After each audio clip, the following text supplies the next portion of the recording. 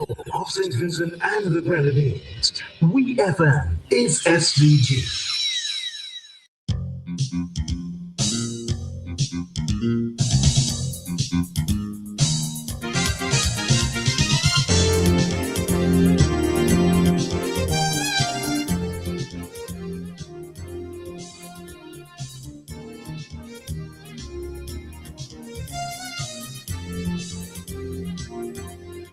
25 minutes on to 11 o'clock here in St. Vincent and the Grenadines. You're locked on to WEFM 99.9 Clean Fresh Sound, and this is your Is Your Tan program. Remember, Is Your Tan is an interactive program, so the numbers to call are 457 9997 if you're calling from a local landline, 532 9997 if you're calling from a digital cell phone, or you can send us a message or call us on WhatsApp at 457 9997. The Is Your Tan program is being hosted by Mr. Cecil Ryan and Mr. Philbert John. Good morning to you, Cecil. Good morning to you, Karen, and good morning to Philbert. I'm going to come back to that in a while. And good morning to all our listeners. We are expecting to see Joel shortly. He isn't here quite yet, but we're anticipating that he will be. In fact, he's on it. We can see him on the... No, it's not him. No, okay. Sorry, Joel. That's false alarm. All right, so again, it's good to be with you another Sunday morning. I mean, in studio, ready to go. This morning, we will be looking at the first 60 days of the new government, and we would want to involve all our listeners and followers and those persons who would want to be part of the conversation this morning. But let me turn over to Pijan to greet us. Pijan? Thank you, Cecil, and good morning. Good morning to all of St. Vincent and the Grenadines, whoever you are listening to WEFM. It's good to be back as we engage in another edition of Issue at Hand. Cecil already pointed out to you what we're going to focus on. It should be interesting, and we urge you to listen, to interact. We're going to give as much as possible to the listeners today, callers. So, back over to Cecil. Yeah, thanks, Philbert. And again, we are waiting the arrival of Joel. But in the meantime, there are one or two things we would want to mention. But first of all, full greetings to all the community of WEFM followers, WEFM partners. As I always say these days, it's a family affair. And we're happy that you're decided to be part of the WEFM, and in particular, Issue at Hand family. We look forward to your engagement, of course, as usual. Robert, sometimes we may not see eye to eye, but we do enjoy interacting with our followers and our fellow residents of the WEFM community. It's good to be part of this. All right, so yeah, I want to give a shout out to the regular favorites, if they are. I think they are, actually. Those who interact with us no matter what. We greet you, those who are part of prominent citizens of this community and family. And as I speak, I notice, I really see that our colleague, co-host, is in studio. So I would take a pause and allow him to give greetings as usual. And then I'll come back to continue some of the things that I was seeing. So, Joel, welcome again. Yeah, thank you. It's another beautiful day in St. Vincent and the Grenadines and in the rest of the Eastern Caribbean, I assume. Not so much in Toronto or in New York or New Jersey, but be that as it may, what we say and do today, we will share with our brothers and sisters abroad. One family, one fellowship. It's good to be back at another edition of Issue at Hand.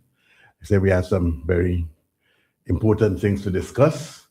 As you would have indicated, I believe that it's primarily an open mic and we are relying on on our listeners and those persons who may wish to comment on the issue at hand to call in and take the lead. And we will support the discussions, although I assume that we will set a backdrop for the discussions. Yes, Gerald, for sure. And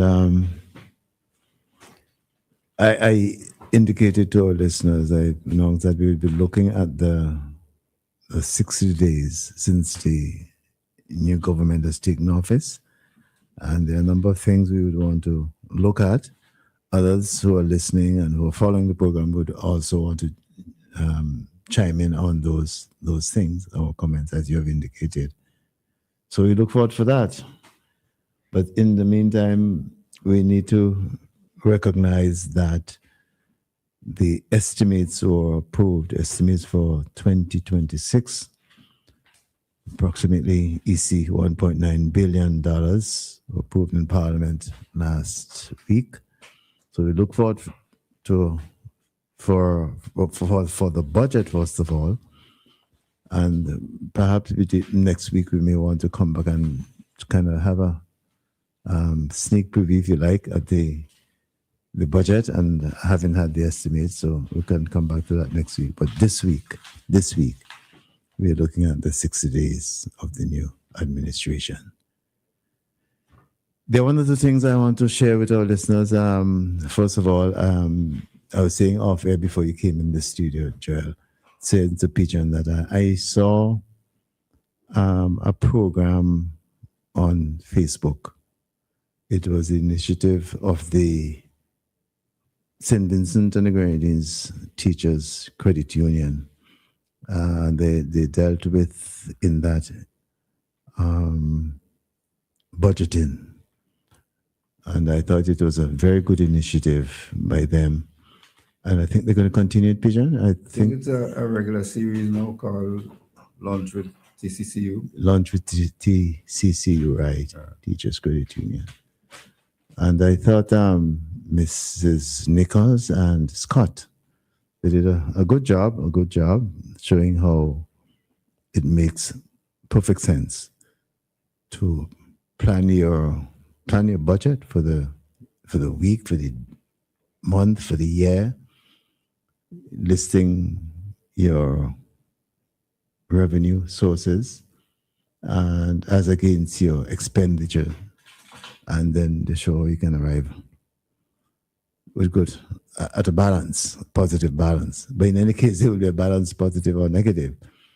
So it's really up to the person who is doing it to end up based on your own goals. And if your goal is to buy a house, to buy a car, at a certain time over 2, 3, 4 years, if your goal is to take a vacation, whatever it is, you have to plan it. It makes sense to plan it and to do a budget to be able to see how you're realizing your goals.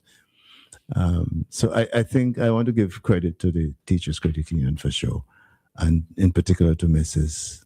Nichols and Scott.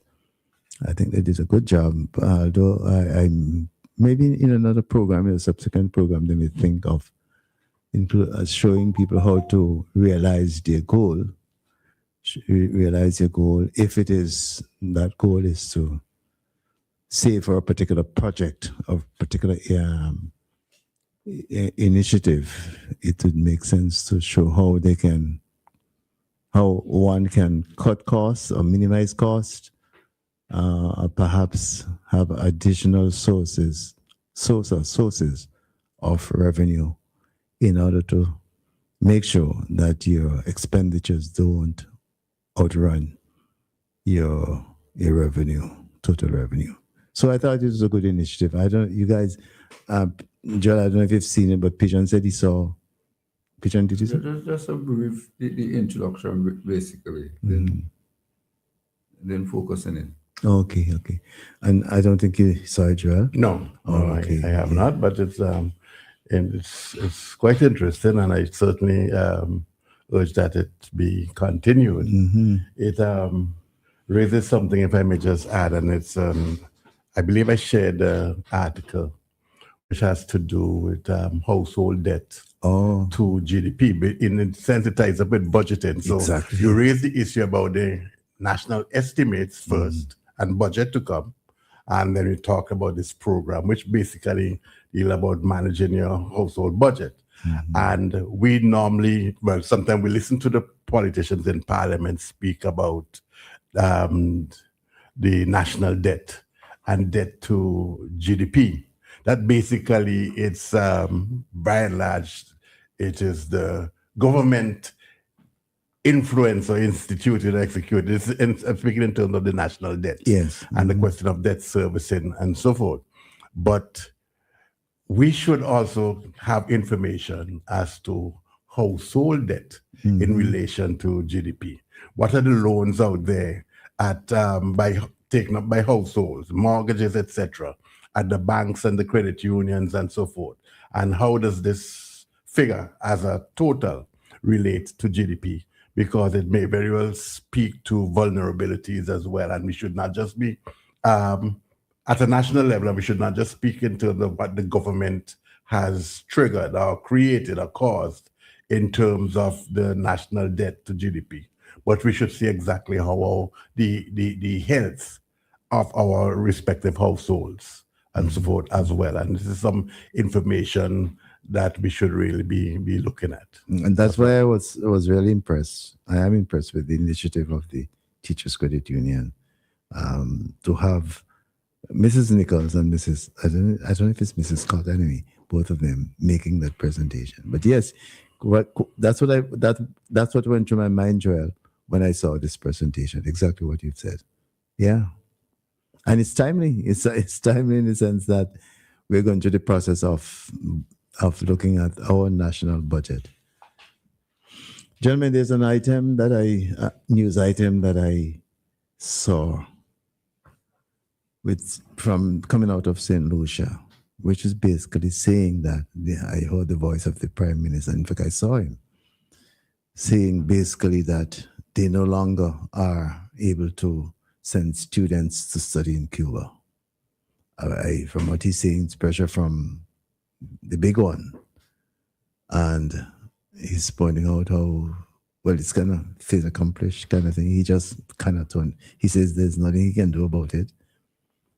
But it raises serious implications for us here in the region as a whole, because we know, certainly in St. Vincent, where many of our doctors and other professionals have studied in Cuba, with a situation like that, it's a serious thing. It's a very, very serious. It's a very serious development.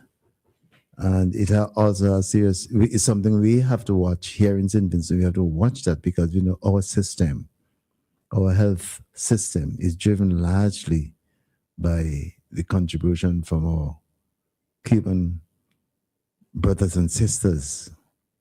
And if that were to happen, we already know that Antigua has sent back all the Cuban personnel. Professionals, we know that, and they have brought in nurses, for example, from Ghana to kind of help patch up the shortage.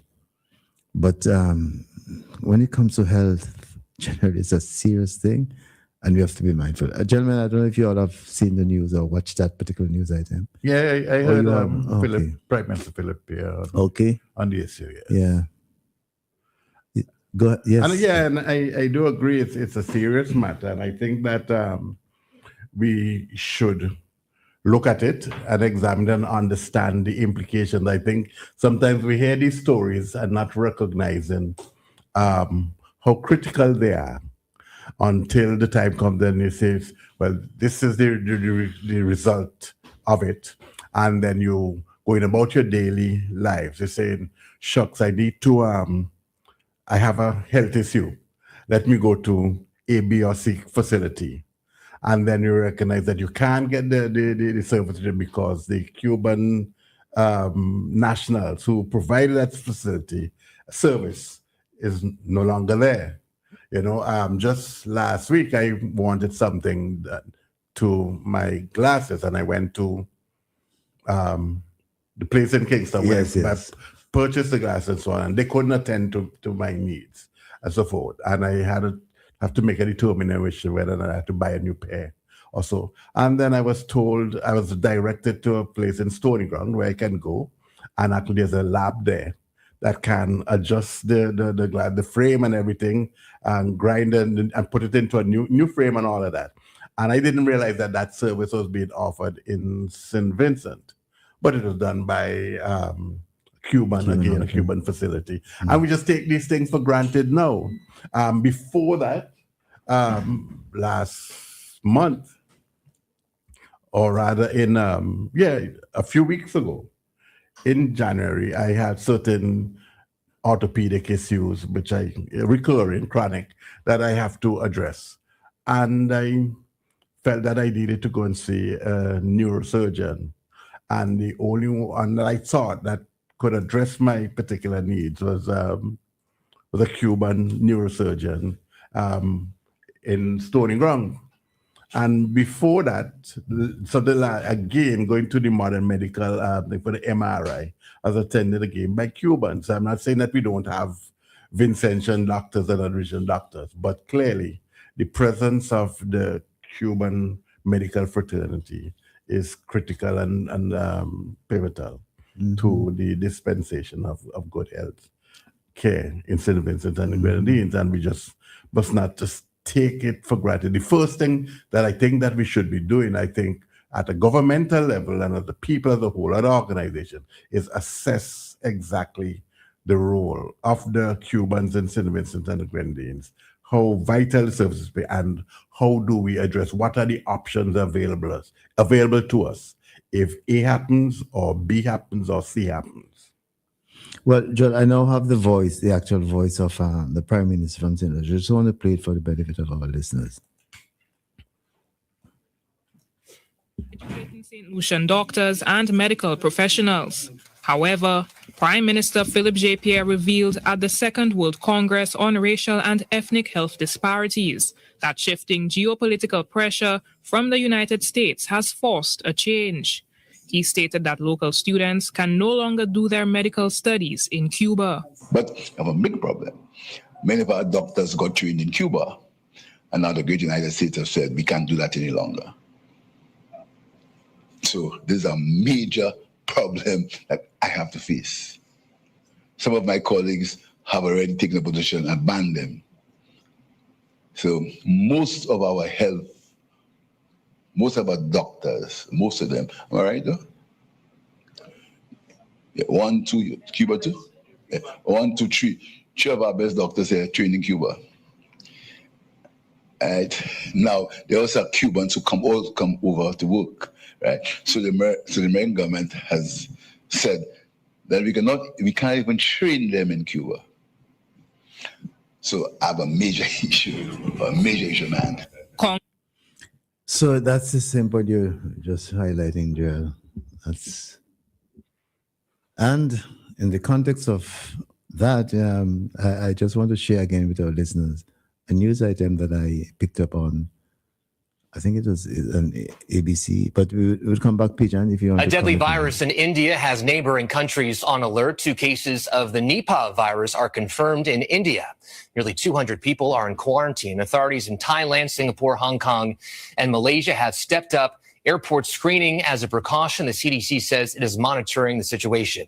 Dr. Darian Sutton joins us now for more. Dr. Sutton, thank you for joining us. So what is this Nipah virus and what does it do to the body? Well, this is a viral infection, Perry, that comes with symptoms often starting as fever, headache, and sore throat, very much commonly like we experience many viral infections, but it can elapse into severe symptoms, respiratory distress, ultimately coma, and even death. And Perry, what's really important about this virus is that it has a high fatality rate, anywhere from 40 to 75%. That means the risk of dying from this can be as high as 75%. Now, that's dependent on the level of access within the country you experience it in, but it's reasons why neighboring countries around these outbreaks are upping their surveillance. Is it contagious? How contagious is it? And Any treatments yet? It is contagious. In science, it's considered a zoonotic infection, which means that it can transmit from animals to humans. And it was first detected in 1998 among pig farmers in Malaysia, as this virus can be carried among pigs as well as fruit bats. Important to note, it's also contagious from human to human. But Perry, what's important to understand in that point is that it often requires prolonged exposure. For example, those who were sickened from this virus were often caregivers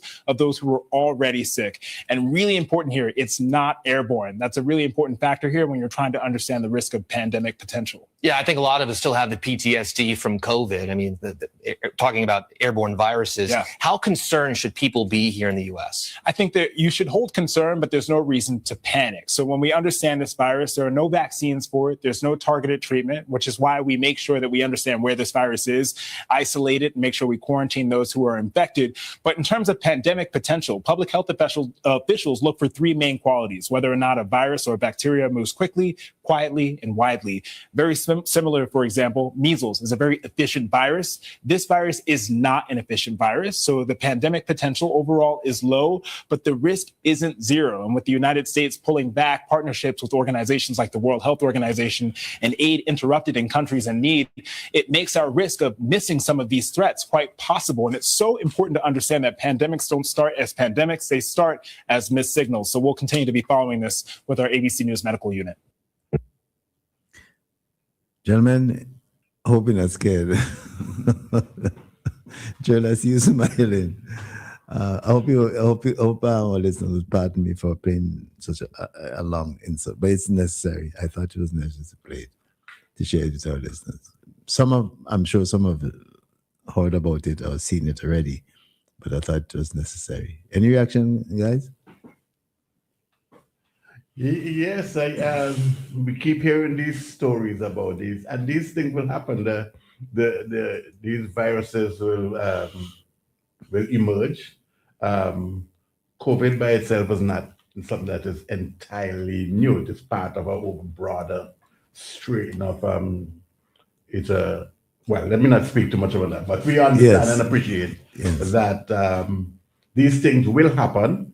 And again, we, as the thing stated there, that what's happening to the WHO and its relevance and importance, and then the reaction of persons now to vaccines, if there are, and what do we do, and so on. What position would governments take with regard to dispensation of vaccines and so forth? But this health is just one aspect of all the challenges that we face. No, and I just wanted to make just a few comments, Cecil and Pijan, as a backdrop to the main theme of our discussion as well. And I'll be as brief as possible. Yes. But I just basically saying, sometimes as when we get to a certain age, we can tell the younger persons, well, back in X year or something like that, this never happened or it used to happen, and then so forth. So you can the thing about being older than most is that you have experience and you can speak to the experience and make it be its relevance to what is happening today. But today, 2025, 2026, I have never felt in my entire life the uncertainty and the precarious nature of living as a Vincentian in St. Vincent and the Grenadines. It is, one should have hope and optimism and so forth. Yeah, and we should always be hopeful. We should always be optimistic, and we should plan for a better future, a better world.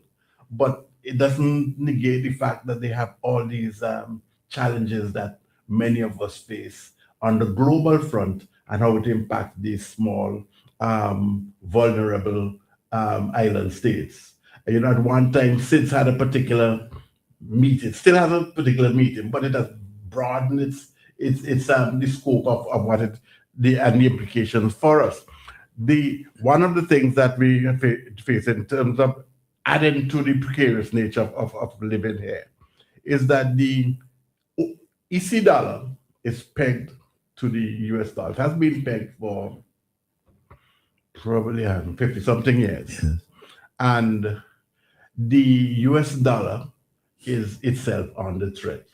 And there is some degree of depreciation taking place already. If the US dollar sinks, then the EC dollar, once we remain linked, we would also have to bear the consequences to a degree, not unless we are totally dependent on the US market for goods and like tourists and things like that and so forth. But that's not necessarily how the world is now and so forth. So we can face stagflation in a major way, and then we can struggle and we find ourselves, our cost of living is something that is already hard to deal with now, and it can even become even more unbearable. So we have to remind ourselves of that. And and we can talk, maybe not today, but another time, as we speak about going around and saying how much you have to pay for tomatoes, cucumbers, and so forth, and what's happening and why and what we can do about it,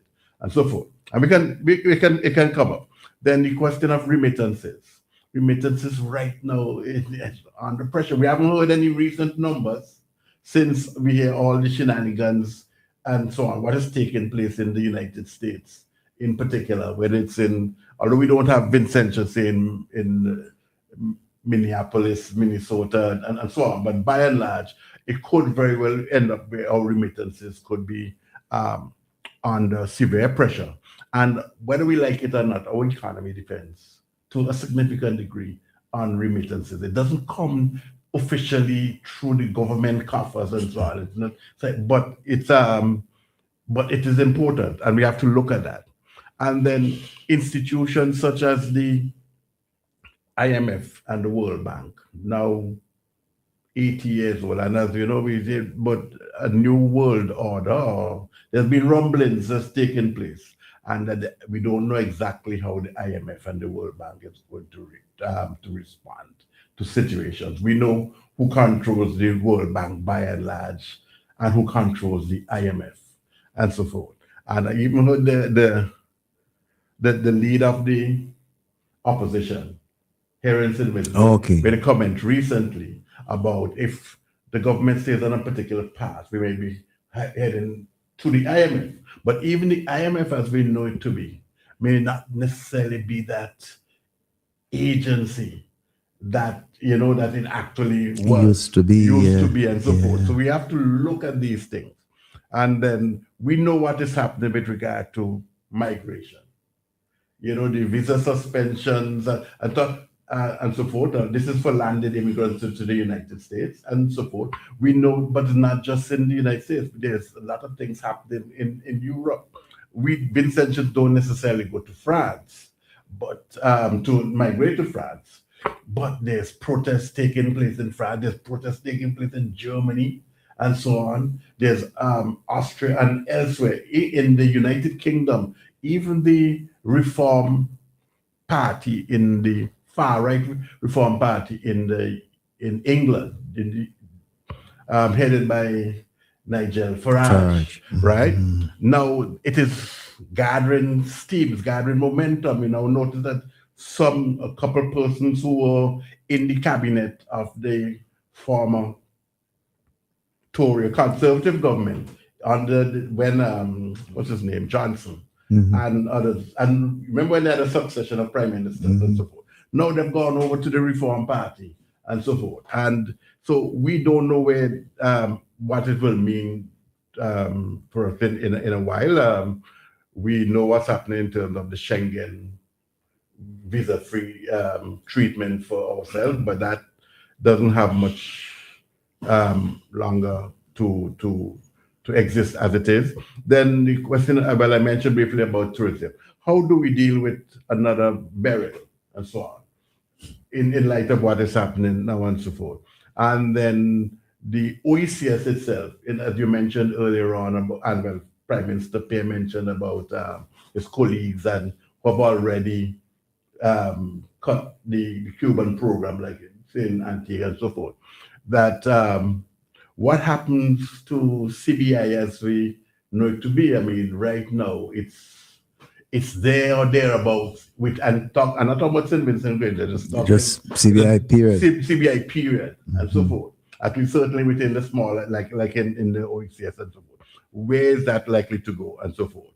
And then we still have this problem with as I mentioned before, with another burial, climate change and infrastructural resilience, building resilience, and so forth. We just simply have to do certain things to defend our gate, mean our geographic space, landscape against the forces of nature. But we just have to spend the money to do it. We just can't just simply wait for another burial to happen and then we're going to go and look for 200 million or whatever the case might be. So it is in that context that I am saying that our way of managing the country, I believe, requires a different narrative.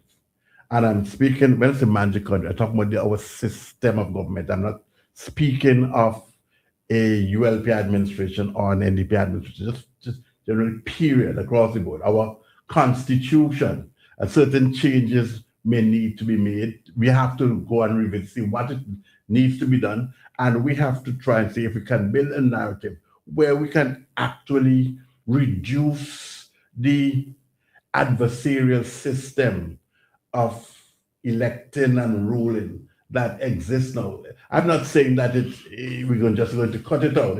Of course, it will prevail.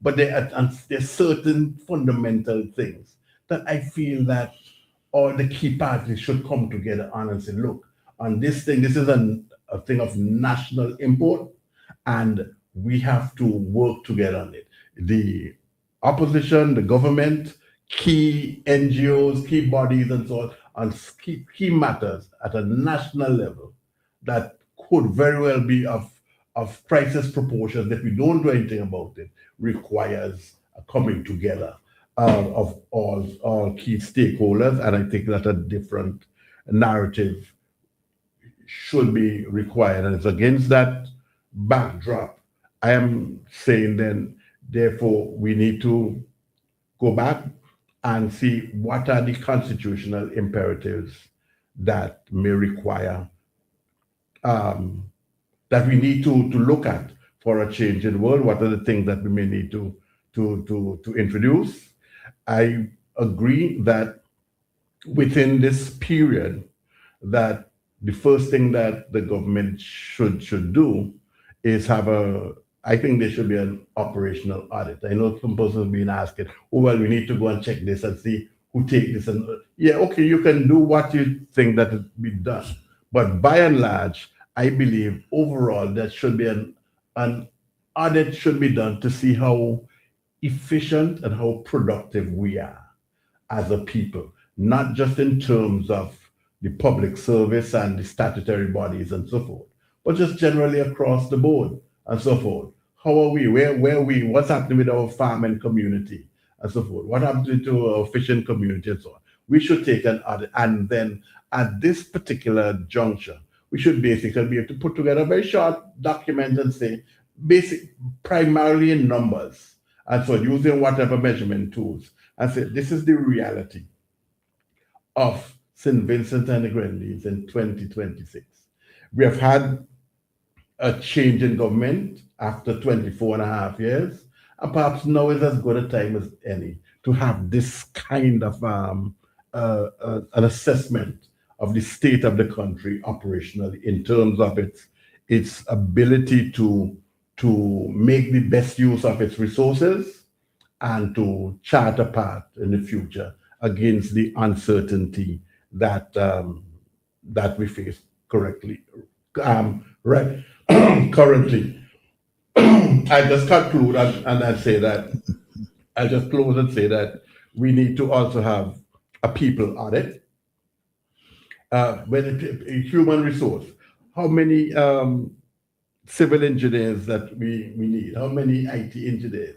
What about our medical fraternity? I don't know. I heard it was said, I think, that within the Ministry of Health that there were 90-something doctors attached, right? That is a comment I heard on this program some time ago. I know where we are right now and how many are available to support, whether they, well, certainly how many would like to return to St. Vincent, and what about other medical professionals, nationals who reside and work abroad and who are willing to offer service so that you can see. I don't know what the figure is, but let us say we have 110, 120 doctors and X number of nurses, but we also have 30 or 40 skilled or specialist doctors abroad, nationals, who are willing to provide 3 weeks or 2 months or whatever of their time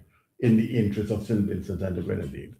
So in that kind of people audit, what about also, let me just take one other example, is what about agriculture in the context of our skilled farm and semi-skilled farmers and so forth? And do they have the labor support? What I'm calling it the group farming entrepreneurs and so forth, because we should be thinking now how we can invest and make the best use of getting the best use in terms of the type of product and the best yield you can get from a typical acre of land and so forth, and what technology we should be using to exploit that and all that and so forth. So how many persons interest and what kind of returns they can get for investment in agriculture, investment in marine activities, the blue economy, as they say. We know the fact that right now we have challenges even getting the type of fish that some of us would like to get. We just don't have the craft that goes far enough to get and so on. So we're going to be invested in the trawlers and so on. So what I'm just basically saying, how many do we have? Let them have the numbers and just share them with everybody. And I would suggest that this is something that should be done. We speak about the first 60 days, but as a marker, because this marker was voted identified by the NDP party as it prepared for the elections of November 27th.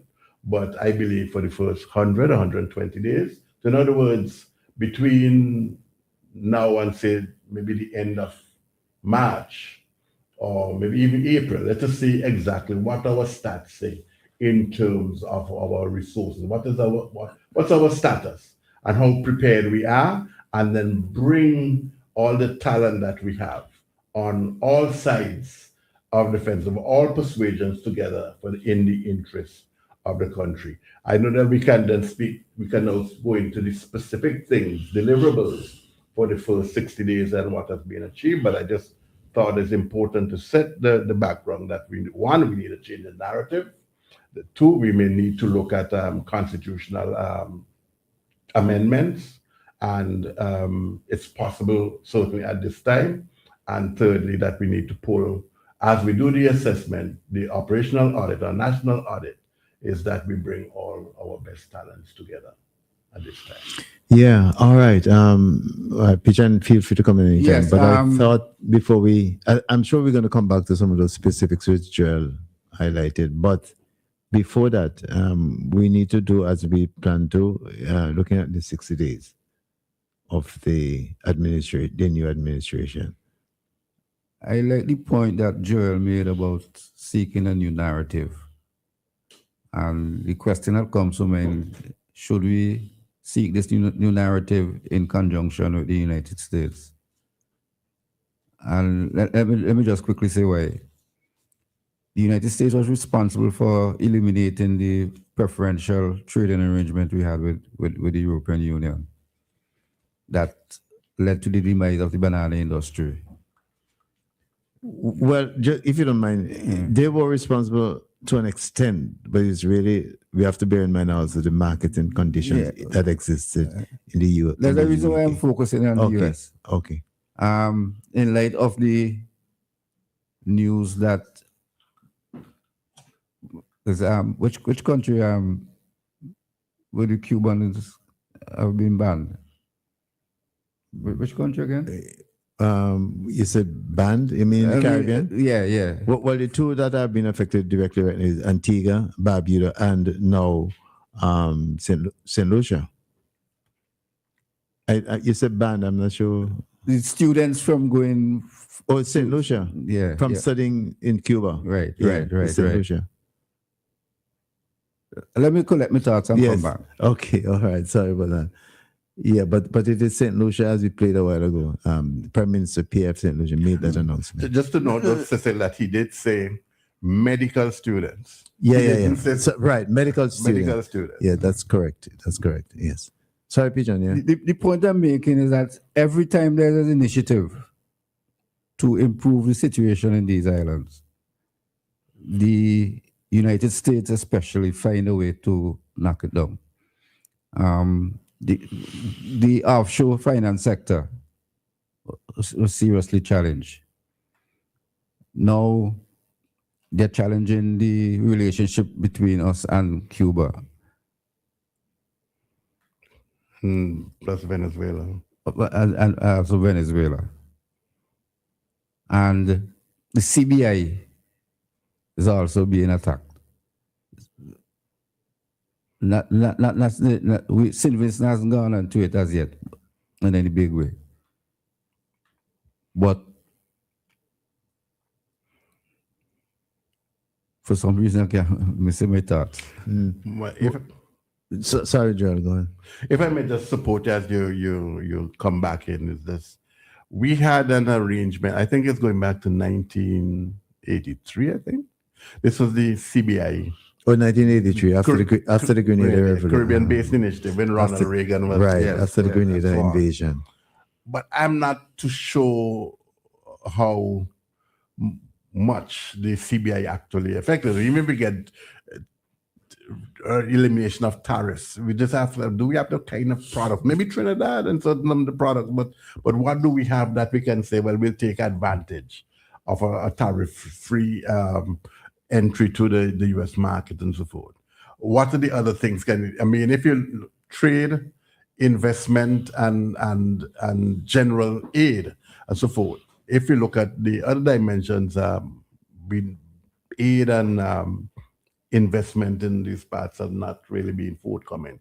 Can you go and negotiate that kind of thing with the United States? I'm not saying it can't be done. I'm not saying it shouldn't be done. But I think we have to look at all the branches of the opportunities that exist. Peter, you want to add more to what you? No, the point I wanted to make is that every time there's an initiative, a particular creative initiative to improve the economies of these territories, there seems to be some force, particularly from the United States, seem to clamp down on it. Okay, I would make an example for instance, the example of the offshore finance sector.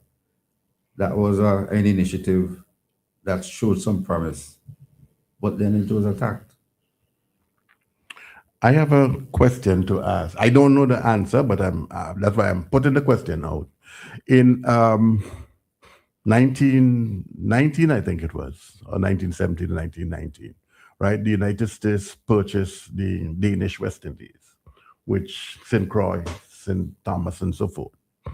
And then we know again Puerto Rico, which is going back, I think, around 1898 or 1903 or something like that. I'm asking the question in that context is, given the link, as maybe say as protectorates, or for want of a better term right now, how has the Virgin Islands, for example, benefited from the association with the United States?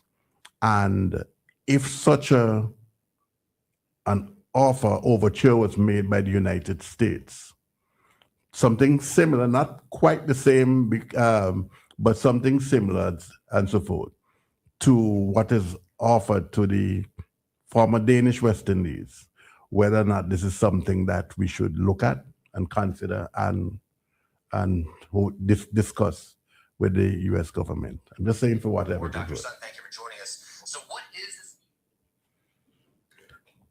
Yeah, it's you're doing a lot on our plate, but I wonder if we could go back to the main thing of looking at the what had been accomplished in the 60 days of the new administration, and then we can come back to look at some of these particular things. Because in as much as we did announce, and our listeners are looking forward to hearing us as we review the 60 days, the 60-day plan. I don't know if you guys have had a chance to refresh your minds. It's in it's in the manifesto of the New Democratic Party, the 2025 elections manifesto. And even as I bring it up, I'm seeing a number of things up in my face.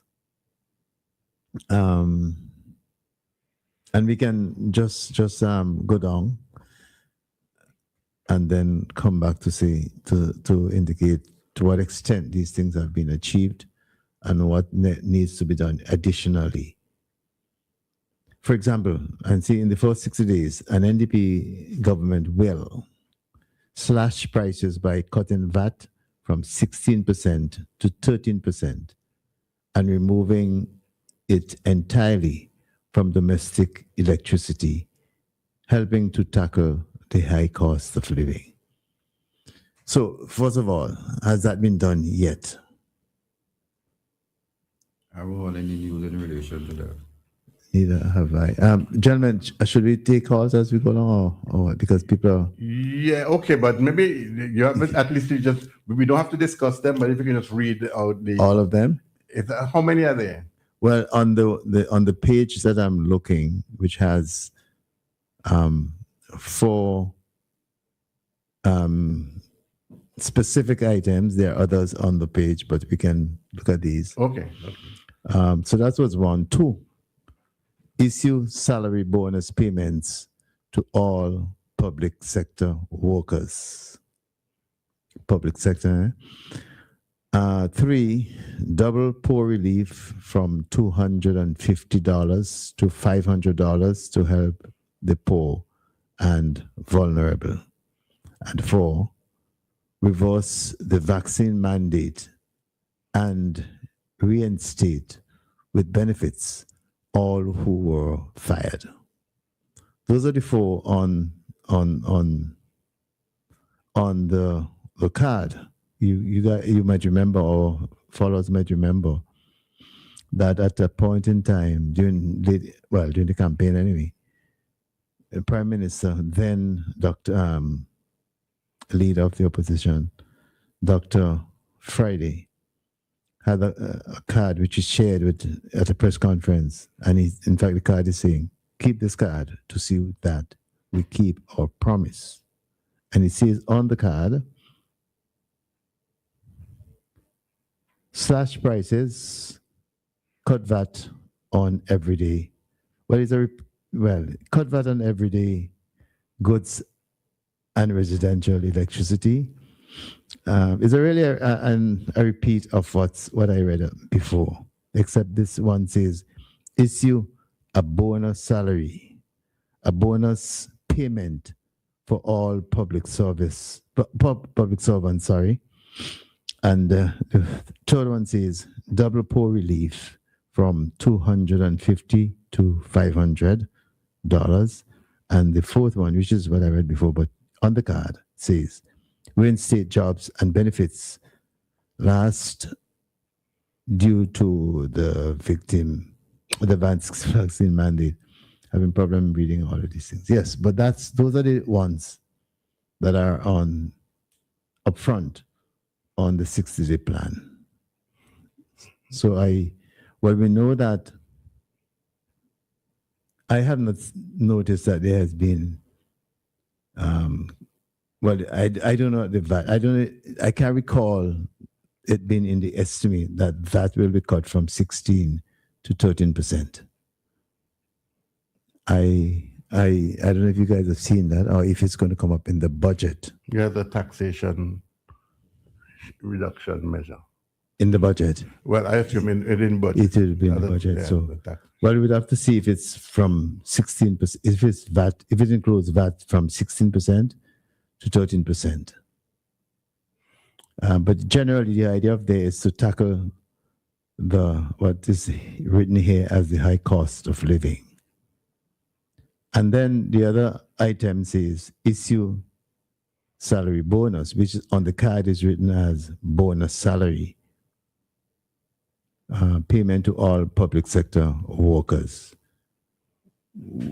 From what I was following in the news, some aspects of that has been kept, have been kept. Some people have received salary bonuses. I'm not from what I am able to understand, it's not all public sector workers, but some civil servants and some categories of public servants. And then it says double poor relief. So the doubling of poor relief from 250 to 500. I don't know that has been done.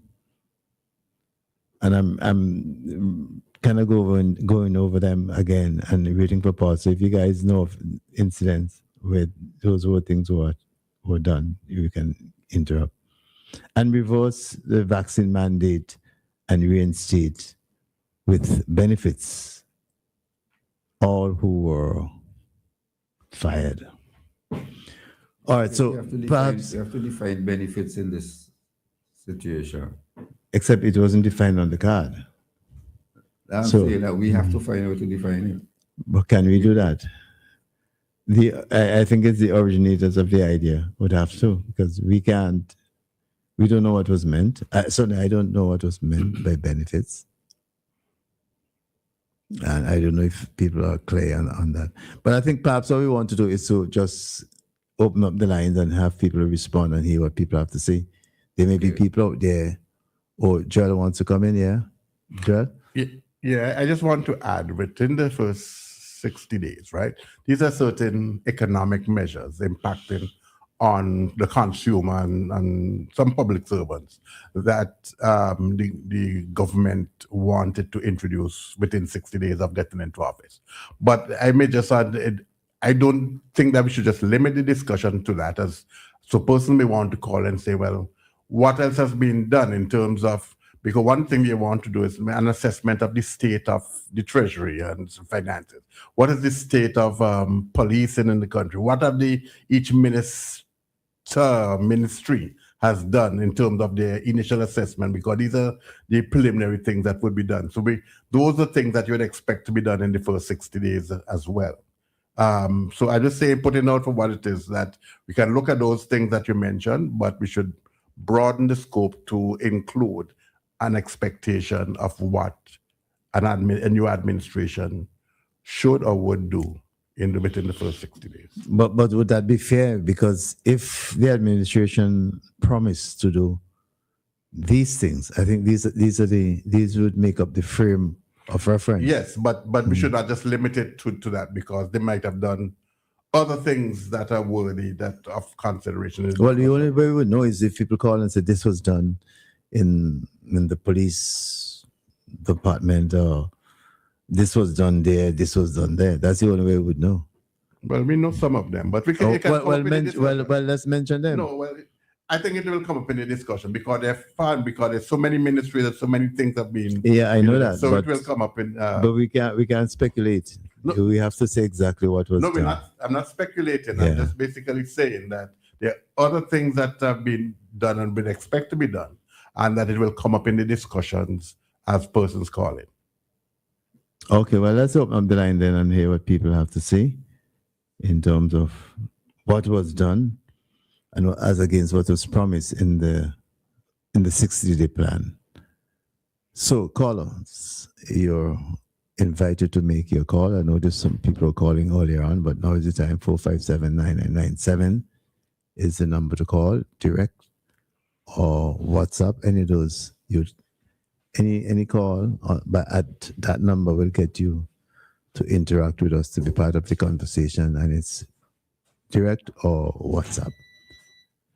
Yeah, in the meantime, I just want to say that, again, in my view, we notwithstanding what Joel has just indicated, there's a framework. We have a call. Let's take this call. Morning. Welcome to the program. Morning. Yeah, greetings. Greetings to you. Yeah, I'm hearing you kind of muffled. I don't know why. But you hear me clearly? We are hearing you clearly. Go ahead. Yeah. I don't know you, but you for some I'm hearing you sound so muffled, Cecil. That has Even nothing to do with Hardy. me. My voice hasn't changed. I don't think my voice has changed that significantly. No, Could that's be your the voice, but system. something, technology. It's all right. So Kieran is here and he's a very able technician. He's following, he's listening, so he would make the adjustment if there needs to be an adjustment. But go ahead in the meantime. Yeah, thanks in case people run into problems. Yeah. No, people are not going to just you blessed just deal with the issue. Go ahead. Yeah. Okay. Blessed morning to you, Cecil, Joel, and Pijan, and the rest of the listeners. Seeing that you were looking at the for 60 days, I was listening to hear if you said you're going to have Minister Swan line or, LinkedIn. It would make a more healthier discussion, I think, if we had somebody from the government side. Okay. But anyway, putting that aside, Joel, you was reading something there about the GDP of countries and so. I think that's a Western concept of economics, right? How they measured a country, economy, and so forth. But I listened at a few months ago on a heavy discussion with some economists that looking at say that to measure GDP of a country should be more like what you were iterating there about people. The economy of people and business and so forth, right? Because many a time countries, government run the GDP and so forth. It may look good, but in the economy, it's a struggle. And vice versa, sometimes you find the economy is going good in business sector and so forth, but the government per se is not running the business properly.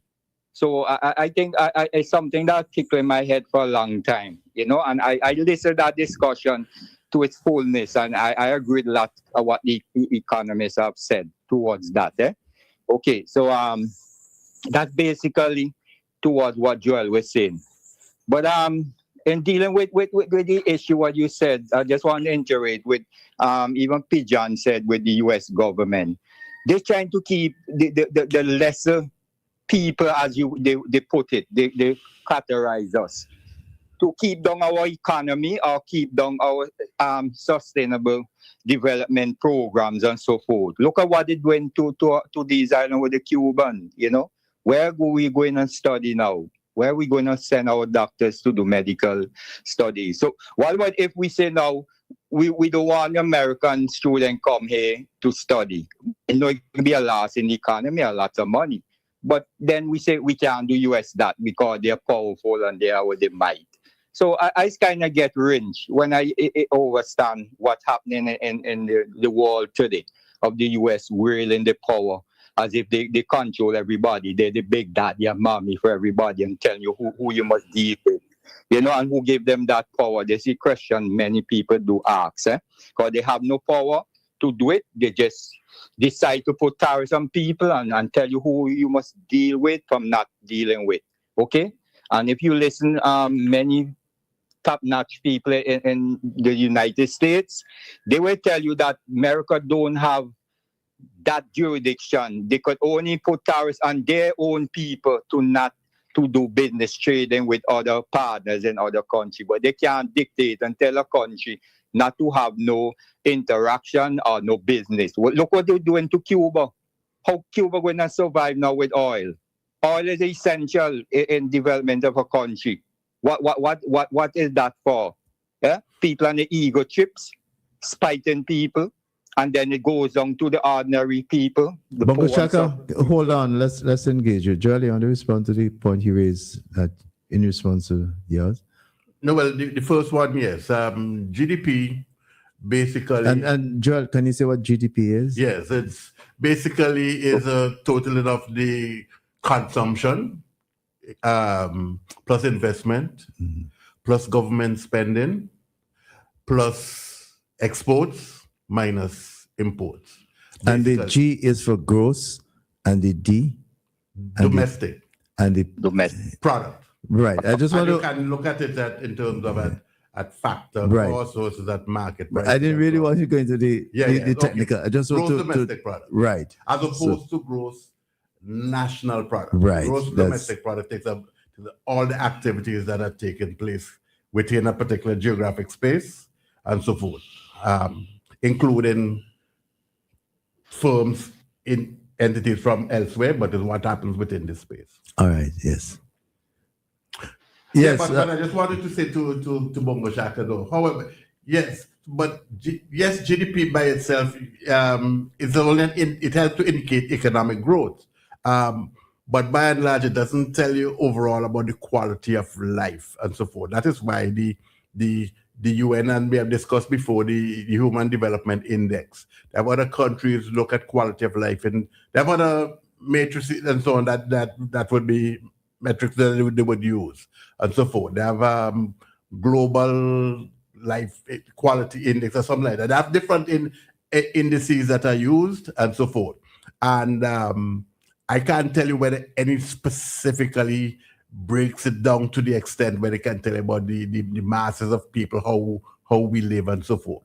But by and large, I don't think that the GDP by itself is what we should be looking at. We should be looking at other indices as well of the quality of life. How you put it there, Joel, because sometimes the spending power of people, it's hard to determine it, or even you measure from the GDP of the government perspective. So it's a very ticklish subject.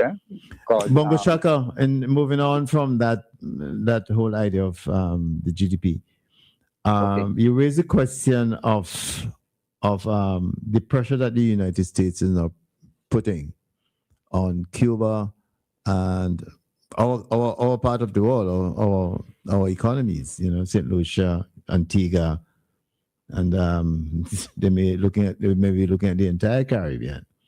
We have to remember, though, in terms of the politics of that, we know that the Secretary General of the United States, Marco Rubio, he has his eyes. Secretary of State Marco Rubio. He has his eyes on Cuba. Yeah. And even the recent attack on Venezuela was really aimed at, as you indicated, in a way to destroy Cuba. So that is what he's pointing at, the destruction of Cuba. So it's not a question of being kind or them being whatever it is. Their target is to destroy Cuba, and he in particular, Marco Rubio, that's what he's targeting. He have a fantasy over Cuba since. Well, it's not a fantasy. The point is that his parents were Cuban during the revolution in Cuba, and so he has vowed to get back, and that's his way of getting back. He in a revengeful spirit. That's what he on, and he's a joke, that guy, Rubio. So we just going to watch and see what's happening. Every day I wake up, I just pray that things change for the better, but it seems to like it getting worse and worse in the world today, as far as what I'm looking at. Well, there are certain countries and leaders who have started to stand up to the bullying of the U.S. and in particular the administration led by Donald Trump. Have you listened to the speech by Carney, the Prime Minister of Canada? And more than the speech, but more than the speech, are you paying attention to what is being done in terms? Hold on, let me finish. Yeah, but are you paying attention to the relations that they're now establishing? They're diversifying their relations, Canada in particular, and other countries in Europe are diversifying their relations with China, India, those countries of Southeast Asia, and even Latin America. They're diversifying their relationships. Joel mentioned earlier on the decline, quote unquote, of the declining influence and power of the United States dollar. It's all tied up with that because these countries are now looking at establishing new and fresh relations outside of the power regime of the United States, and that's what's happening. And we have to look at the whole thing in that context. Yeah, the BRICS countries. Yeah, that's going to put the pressure on the United States because Trump is actually, as Professor Sachs says, he's destroying the economy of United States little by little, but he don't see it because he's an ego trip. And when you in certain power and you are a billionaire and trillionaire, he don't have no regard to people welfare doing. And notwithstanding, they're putting pressure. That's the point I'm making. Notwithstanding those things that are happening around them and within the United States, they're still trying to put pressure on Cuba via Venezuela, via our little bit islands in the Caribbean. Eh? So the ultimate target is Cuba, and we have to bear that in mind. Yeah, that's the ultimate target in the West, right? Yeah, or like the east of Venezuela and so forth, and so So let's watch and see. Yeah, give thanks for the time. So I'm coming out now. All right then, good. All right. Joel, as you. Good morning. Welcome to the program. Sorry. Good morning to you, Mr. Ryan. Yes, good morning. How are you doing, sir? I'm all right, and you? Not bad, please, not bad. Okay, and my colleagues are here in studio as well. My colleagues are here in studio as well. Joel and Peter. Sorry about that. I must say, Mr. Providence, good morning. Greetings. Good morning. Good morning, sir. I met him up the wharf and I spoke with him sometime. Okay. Yeah. And I said, I don't bother what happened in the world these days. You don't bother? Is that what you said? Yeah, I don't bother because I realize that human beings who just have their own personal ego. I already spoke about budget earlier, and I just want to take it off a bit, please. Yeah, go ahead. Go ahead now. Go ahead. That's your purpose. Sometime, December, they have institutions that tell you that you could save a particular amount, and at the end of the year, you're able to receive it. Mm-hmm. So I would have budgeted for that. But December, I went to that particular institution. And when I got there, I went to the cashier, and so I expected my annual earnings. The cashier told me that the amount that I have there, she was not able to pay me by cash. I'd have to get by check. Okay, so she sent me to another person who was issuing checks. So I went back. I went to the lady who was issuing checks. I stayed there a while. And then she sent me back to another cashier. When I get to the other cashier, to my surprise, the other cashier telling me, nothing is there. They had updated the system, and they forgot to include me. It was like, really? I just couldn't believe, So hold on, can you go over that? You said nothing is there. They have updated their system. Yes, they updated the system, and they did not include me. Now remember, something else is missing. Something else is missing. If they have a system, the system includes every member. Yes, please. So remember, this institution I've been saving for years, and I've been getting this return every year. But for some reason, when I went there, they told me that. Maybe it was a computer glitch. Maybe it might have been a computer glitch. Had to have been that. But I said, right? What I said, why when I went in first place, okay? The first cashier didn't tell me that. He told me. But have you been back since? Really amazing. Have you been back since? Huh? Have you been back since? I've been back there. And the matter has been rectified. And the matter has been rectified. Never rectified. Perhaps I would suggest you go back again because you need to be given a full explanation. Never rectified. Well, if I was rather surprised, Mr. Yeah, but go back and it might be a computer glitch, but it needs to be rectified. Okay, well, I'll try again, please. When was the last time you went back? To be honest, I went there on the 12th of December. Oh, good while. And then I went back after that, like a week after that, to get clarified. Yeah. And after I keep getting around and around, I just like. But did you speak with the manager? No, please, I didn't. Well, why don't you try that? Try and speak with the manager. I didn't. Try and speak with the manager next time this week, Go in this week, speak with the manager, explain the situation. It might have been a complete glitch. I'm sure it was. Yeah, because I don't see how to get update the system and say, like, they forgot you leave it out completely. No. They didn't leave you out. No, I can guarantee you that. It may be, no, I can guarantee they didn't leave you out because the system would That is take. the explanation that is the explanation I was given to the All right. police. Go back and speak with the manager. Okay, my brother. And you have a blessed one. You too. Enjoy the Okay, all right. You two enjoy the rest of the day and the week. Peter, that doesn't usually happen. It doesn't usually happen, so I was wondering if it's what is it exactly was forgotten? Is it interest or dividend? That kind of thing. Because they have certain conditions under which you collect dividend. That's right.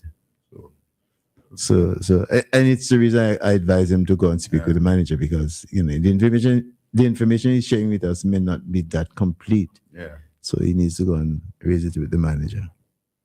Yeah. All right. Okay. So the number to call is 457-9997. That's WhatsApp as well as the direct number. And we have a call now to take. Good morning. Welcome to the program. Good morning. The U.S. start putting on a 1% on remittances. I agree with it.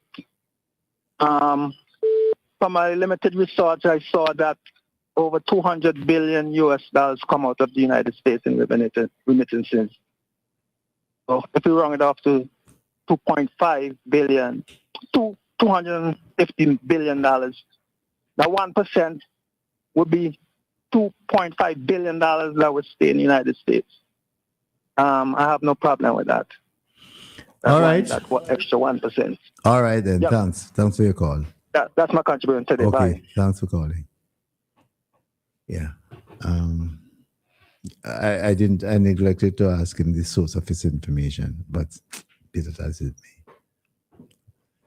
Okay, so the number to call is 457-9997, and I was hoping people would focus on the main topic, which is looking at the first 60 days of the new administration.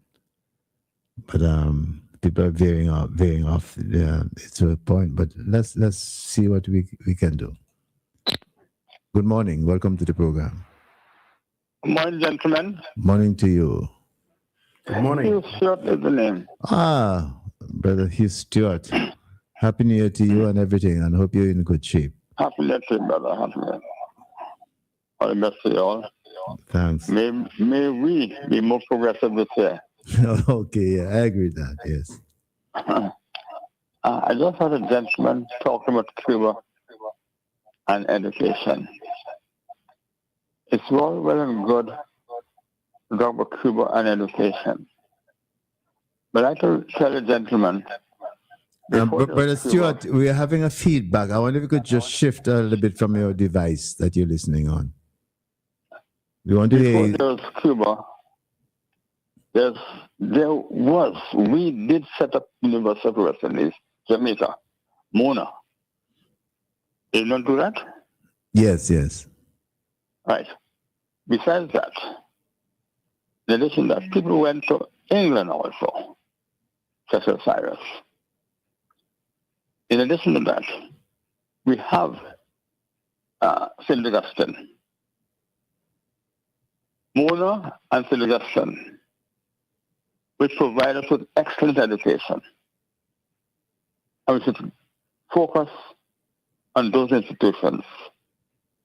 I went to a graduation, St. Augustine, over 2 years ago. Lots of doctors graduated. Some of students also. And we should do that. Not become too concerned with power politics, in national politics. We cannot influence them. We can do what? We can influence us. We can influence us to pay attention to our institutions, one of which is Mona, another one which in St. Augustine, both of which produce excellent doctors. Excellent doctors. Right, gentlemen? Well, John, John, if you want to, don't go yet, Brother Stuart. We want to interact with you a bit. It sounds like you're making a case against. Pigeon, you have to come closer to the microphone. Like it sounds like you're making a case against Cuba in relation to sending. No, but we should not. We should be. The gentleman called what happened to an education in Cuba. But I'm drawing his attention to, before there's Cuba, there's Mona. And many of our students went to Mona. And after Mona, there's also St. Augustine. So it doesn't matter if we lose Cuba, no. Doesn't matter at all. Incidentally, Brother Stuart, it was the voice of the Prime Minister of St. Lucia we were listening to, Minister Philbert. He was making that point. There again, he has his own opinion. But I'm sure there are students of St. Lucia in that graduation at St. Augustine, which I attended. About 2 years ago. Yeah, if I may just less than 2 years. So I hear you. Of course, naturally, we have to defend the UWI's education system. We have had many students studying medicine and other disciplines within UB. We also have some of our doctors went to St. George's in Grenada, and some even studied in St. Vincent as well, and so on, and their residency and so on in New Jersey and elsewhere and so forth. But the thing about Cuba, if I'm studying in Cuba, is that the rate of return of the graduates out of Cuba who studied in Cuba is significantly greater than the rate of return of the graduates who went to other universities to study medicine. And that is one of the things that we have to be mindful of. That yes, you consider we don't have to tell them whether to come back or not, but we really want them to come back to St. Vincent and so forth, at least to do whatever number of years of national service, if you want to call it that. But that is, I think, the difference between Cuba and, say, studying medicine in the United States or somewhere else, or England.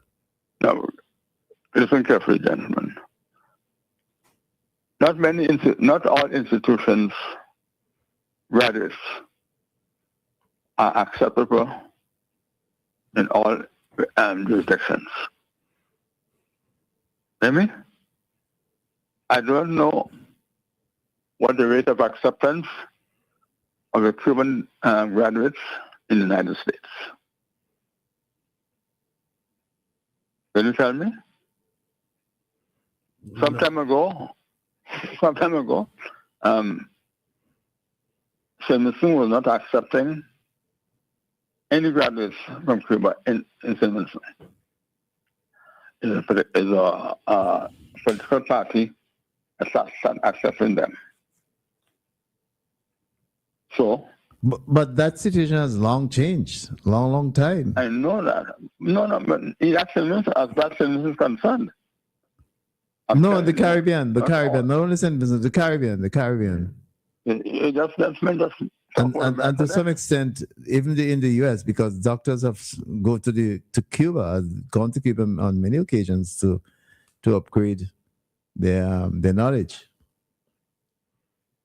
And also elsewhere in the world, so a number of African countries. Do you know of any Cuban graduate that went to the United States? I can't tell you the name of any particular person, but I know that the U.S. They have students from the U.S. have gone to Cuba and studied in all areas. Actually, I've met people in the United States, doctors, so supposedly doctors, graduates from institutions in Europe, can't practice in the United States. But Brother Stuart, you don't mind if I remind you too that our health system, which is the same as the health system throughout the Caribbean, largely has benefited and is benefiting from a number of Cuban health professionals. That I do not deny. Okay. I know. So I'm trying to understand the point you're making when you. The students, Vincentian I'm not students employed studying now. in Cuba. Yeah, but the Cuban doctors who are here studied in Cuba.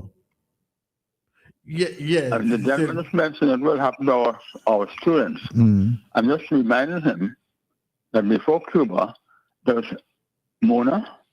Oh, okay. And presently they said Okay. him. And said because some produce a lot of graduates too. All not all presently employed.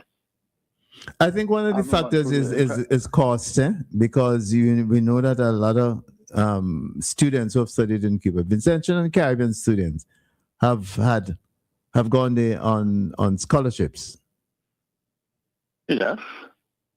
And Cuban grant scholarships. Right. But if they were to go to UE as you're indicating, I don't know that UE can offer as many scholarships. Not only you be offering scholarships, all we government send some grenadines. Okay. But still, it's still the question of the cost factor also matters. I agree with Cecil on that. But he's suggesting that the government of. But then the government of Cecil will have to spend the money, and so as opposed to the Cuban. The Cuban government is providing the scholarship, so I see no reason why we can't consider that. I don't doubt, sir. I think what would our government spend more money on scholarships? And our government last year, both of some scholarships were being granted by other people. Our government did put their hand in the pocket by counting principles and grant scholarships for specific purposes. You need to examine this thing more carefully. I don't know the gentleman who called taking away the property. Oh, yeah, I think you're talking about Bongo Shaka. Yes. I'm a graduate of St. Augustine, huh? Right? So am I. I don't. Right. So we all, what did you all know how much sentence, no? But still, I think it boils down to cost, and you have said it. Maybe the government needs to look at that in terms of going forward. I don't know. Maybe certainly the government of St. Lucia, they may wish to look at that. But it boils down to cost. Yes. And that's what I don't know too. I said already, I met a lot of doctors in New York especially, who do not practice medicine in the United States. Cannot. Well, you have to have you have to have a certain, license and so on. But then therefore it is to the benefit of St. Vincent and Grenadines and the Caribbean. If they can practice in the United States, they practice in the Caribbean, because we have UE trained doctors who they are practicing in the United States, or they studied medicine and they're doing well in the United States. I'm not holding that against them, but I mean it's as a result though that St. Vincent and Grenadines is not benefiting directly from their training in the United States, but we are benefiting from those who would have been trained in Cuba. I'm saying that I met people from Europeans. I met Europeans in New York especially. They say they're doctors, but they cannot practice in the United States. Period. Yeah, well, I guess those are institutions that went through. And I don't think any Cuban trained doctor can practice anywhere else but the Caribbean. No, they're practicing in a number of African countries. Again. Let's come on the subject. What? And not only African countries, but Latin American countries as well, Central and Latin American countries. Let's say something. Shift a little bit. I heard the other day, I said that nurses from Ghana going to work in Antigua. Correct, yes. And since we have a surplus of nurses, what happened? Okay, then, gentlemen. So what are you suggesting? Perhaps it needs to be a CARICOM approach to this situation? Is that what you're... CARICOM still here? I don't CARICOM gone already. No. Well, I know that CARICOM is facing a lot of threat, but it is still here. It's still here. But I mean, it's not a purist kind of thing. It's there. It's there. The organization is still there. From a CARICOM, I'm a farmer, basically. Yes. Export And to CARICOM countries. right. And So there is CARICOM because you said to CARICOM countries. No. These are problems they're having. Oh, I see. Okay. Huh? From one country to another. I wrote about it already. Okay. Huh? So come back to basic point. The excess doctors being produced in St. Augustine. I've not been to any graduation in Mona recently. I don't know what happened up there. There's lots of doctors right now. And Cecil has an advantage over Trinidad as far as studying medicine. Because the acceptance level for the university is lower for foreigners than Trinidadians. Right? Okay, gentlemen. Thanks for calling, and you have a good day and keep well. All right, then. Let's discuss subject positively, gentlemen. All right. Positive. Yes. Okay. Thanks a lot. Thank you. Yeah, interesting take. There's a fair amount to unpack in what his suggestions. So again, the number to call is 457-9997, and you can call us. You can get on the program by calling that number straight or via WhatsApp, and we are here waiting to hear from you. Good afternoon, actually. Is it afternoon? Yes, it is afternoon already. Greetings and welcome, Dr. Cox. How are you?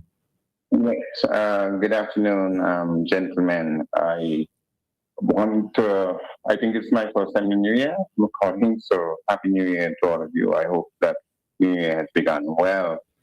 I have not been able to follow the entire program, but I heard you a while ago discussing or talking about the issue of student scholarships, and in particular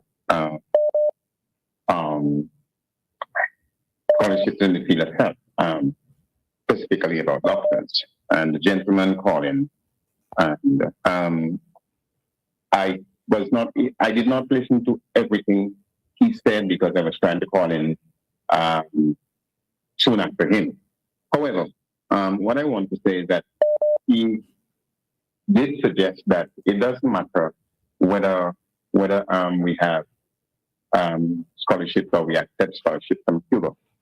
I want to say here mildly that I fundamentally disagree with that position. And I disagree with that position. Are you with me, gentlemen? We're hearing you and we're following your argument.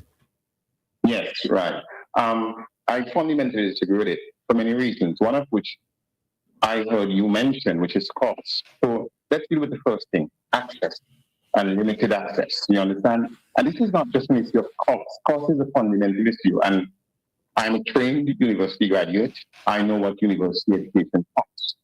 You understand? But I also have members of my family who are medical doctors, who are trained in the medical field, and I know how much it costs. But it's not just limited access from the standpoint of cost. It's limited access from the standpoint of pace as well. You understand? And this is real. This is not an imagination. So on those two bases of access, there are other issues of access, but let's leave it at that. Secondly, I'm sure Mr. Ryan and the rest of your panel would remember 40, 50 years ago in this country, St. Vincent and the Grenadines, sometimes you went to a doctor and you didn't understand what the doctor was saying to you. He or she was speaking a language which you did not understand. But outside that, he or she did not come from the culture you came from. He was imported into this country. He or she was imported into this country. Now, medicine is medicine, but medicine is also a culture. It's also a social culture. You understand? Now we have our own young people, many of them being trained, if not in Mona, as the gentleman said in St. Augustine, but all around the world. What's so why shouldn't it not matter if we have opportunities from Cuba? It does matter. You understand? And we should continue to have those. Outside of that, as you know, fundamentally over the last, let's say, 30 years or so, the medical field in this country has expanded. We have different polyclinics, smart hospitals, etc., etc. All of this has got to be staffed. You understand? And the government of St. Vincent and the Grenadines have expanded, of course, the scholarship program, which will include doctors. But a lot of that is paid for by other countries who give us those scholarships, you know. And Cuba is one of those. Why should it not matter? It matters, and it matters to the poor people's children who, some of them are qualified, but as I said, there's limited space and so on, right? And they don't have the money to pay if they don't get a scholarship, right? And they get the free scholarship from the government and people of Cuba. Why should it not matter? It matters to them. I got a scholarship. As a matter of fact, all of my education, and as you know, I have right up to a PhD, was given to me free of cost. You understand? Because I was a Vincentian, and that changed my entire life. I can assure you that at my time, I would not have gotten a scholarship from the government of St. Vincent and the Grenadines. They were much more brilliant people than myself. You understand? And for whatever other reason. Okay? But the point I'm making is that the health services have expanded, and we need more and more of these professionals in various fields of medicine. Okay? And where we can accept that kind of training, it matters, right? If Cuba also offers to us. Outside of that, a medical education is not just a certificate. Well, as far as I am concerned, my education was not just a certificate, right? I make a fundamental difference between certification and education. They are related, but they're not exactly the same thing. And I got an education in different parts of this world, and I can tell you that education was not just about the certificates I got. I learned many things, okay, which I have shared and which I know. I've come back to this country and shared with this country. And it's because I learned it in a different culture, Mr. Ryan. You understand? So this idea that it doesn't matter, it matters. Jamaica is Jamaica, yes, but we are very close to them in everything. You understand what I'm saying? Culture and so on and so forth, right? Sometimes we have to leave our open zone. I've always said, for example, Mr. Ryan, I will never elect anybody to be Prime Minister of this country who has not traveled and interacted with the world.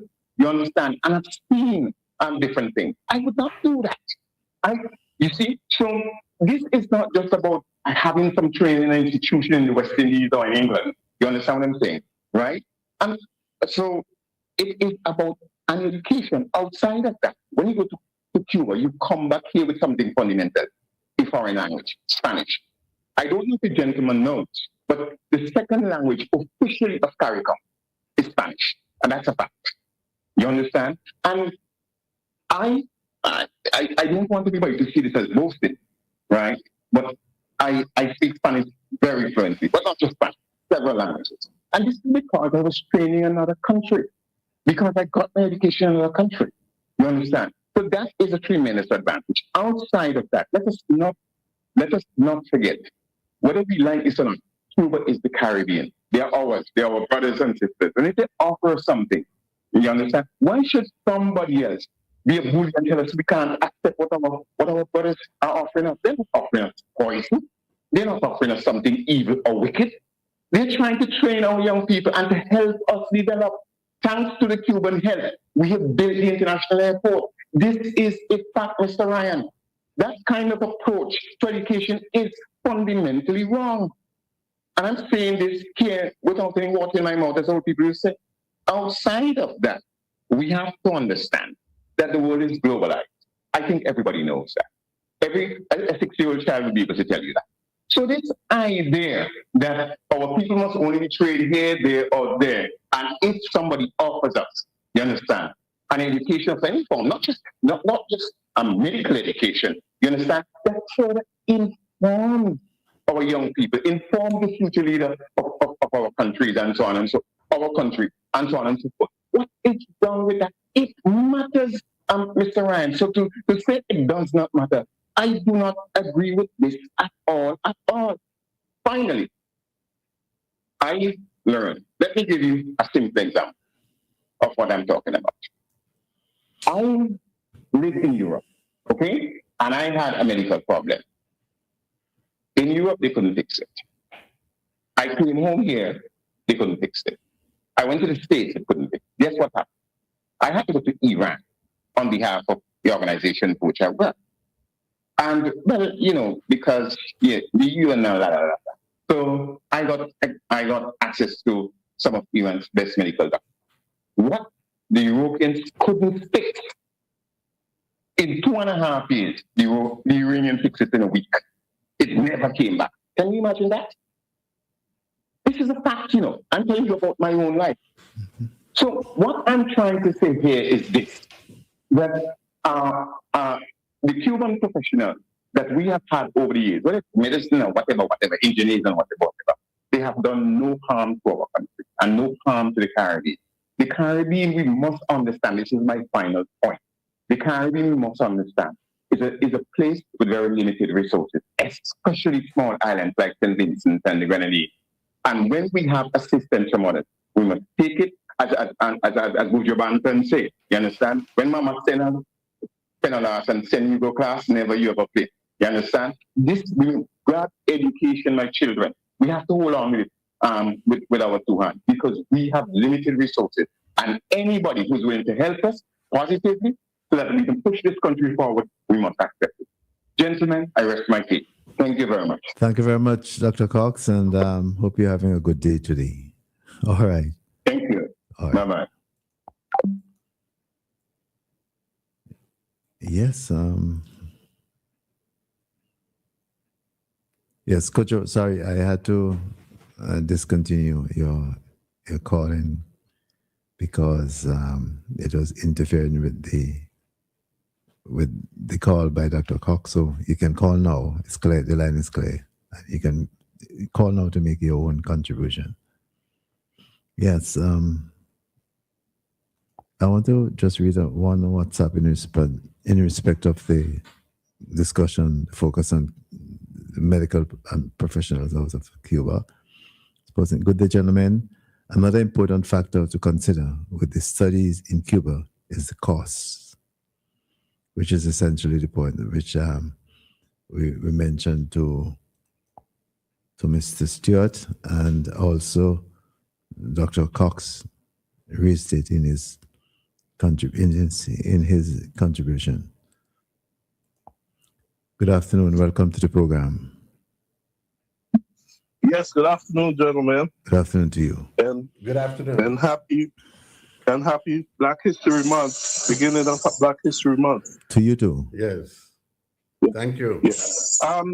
Reason for my call, and I haven't been following all of what was happening, and even in the news because I was sorry, I was away. I'm taking care of some issues. But I heard you talk about, the plans that the NDP had proposed for the 60 days, and you were asking what they have they delivered so far. What I know, I think they have delivered the what do you call it? Not the VAT, and I'm not thinking right now. Anyway, I think they have delivered the bonus. Can you hold for a minute, please? Can you hold? Can you just hold? I want to say to Kojo, if you're listening, Kojo, you'd have to call back because if you're calling now, it interrupts the reception. So call back, Kojo. Yes, go ahead. Yeah, I'm a little cold because it's very, very cold here. But anyway, I think I'm on the outside really. But I think they have delivered the bonus as promised. Some people may agree and some people may disagree with what they got, but they have delivered. Government also have made a pledge that the workers who were dismissed were going to be reinstated and get back their job, which they have done. Probably not everyone have, but after Friday have pledged, and I heard him pledge on radio and said that everyone is going to get back to work. from his 40th pledge. Then, the other couple of things I am not sure because as I said, wasn't following, but those two things for sure I heard about. So I'm not sure what us as Vincentians expect. This is a government who will be in office in 2 months on the 3rd of this month. And I think they have delivered what they have promised so far. I mean, everything cannot get done, as Dr. Friday said. Rome was not built in a day. And we have to give them a chance to walk and do those little things that need to be worked on. We all remember that back when Mr. Beach said that if they did not have integrity legislation in the first 100 days, don't look for him. It has been over 25 years, and we still haven't heard the discussion on the integrity legislation. Who's talking about it? No one is talking about that. We also heard when the Prime Minister wasn't out campaigning before he got into office, he promised 30% raise. He promised the workers that he was going to give them 30%. And Mr. Eustace said that was impossible. And everyone criticized Mr. Eustace for saying that. 25 years later, it still haven't happened. So why can't we? Of what relevance is that information now today? It is relevance because it's comparing to what happened when the government came into office. Because when he got there, he said it could not happen. The 30% he promised could not happen, and until today, the people of St. Vincent have not received any 30% increase. So it is very relevant, And I'm sorry, as I said, I'm outside on this call. You seem to be having a rough time. You seem to be having a rough time, man. Yeah, it's really cold here, so that's why. But I just wanted to make those couple of points. All right, then. Thanks for calling. And I have one final point. Okay. With Nicholas Friday, Vincentian, let's give him a chance. The young man is a computer scientist. How many computer scientists have we in St. Vincent and the Grenadines? I haven't done a study, but I think there are many. Okay, well, this young man, he's with his dad. His dad already said he's not on the payroll of St. Vincent and the Grenadines. So I'm not sure why people are on the backs of this young man. Give him a chance to elevate. He can go to any neighboring island or go back to Canada and make a six-figure, because that's what computer scientists make, six-figure salary. You don't have to stick around St. Vincent, but I'm pretty sure his father wants him around, and that's why he's there. So let us put the negativities aside and let's give the young man a chance. That's all I have to say. All right, thanks for calling. Okay, Kojo, now it's your turn if you wish to call. But I'm sorry, somebody is in front of you. Kojo, you'd have to call back. Greetings, welcome to the program. Yes, good morning to everyone. Good morning to you. Lavon. Yes. Mr. Ryan is your hypocritical. No, that's not. I know. I just told me I ain't going to church no longer. When Camilo was there, everybody criticized the Prime Minister about his son. And now they cannot take it. You see how things... No, hold on. Let me clarify. It is not a question of they can take it. What is being asked for? There's nothing. People are not objecting to Mr. Friday hiring his son. What is? Listen, right, please listen, so you understand the point. But the question is, what is the institutional framework within which his employment is encompassed? That's all. So you're not listening. Yeah, but can you hear me? I think on the head. This whole sickness goes every minute, just keep calling. All right, Lavon, call another time. I'm sorry. Good afternoon. Welcome to the program. Good day, good day. I needed to talk about the guy who was talking about doctors can't practice when they go to study in Cuba. That's not necessarily the truth, because the healthcare, the medical facilities that I attend, they practice the medical system from the Cuban system. That you attend where?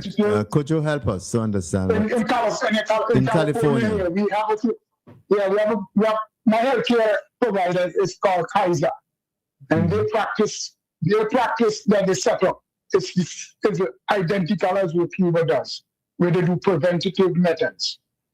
So they treat you for preventative, not trying to cure you from your disease. They try to stop you from having it. Were they trained in Cuba? So that's what I'm saying. That's the point I was going to make. A lot of the doctors came out from Cuba.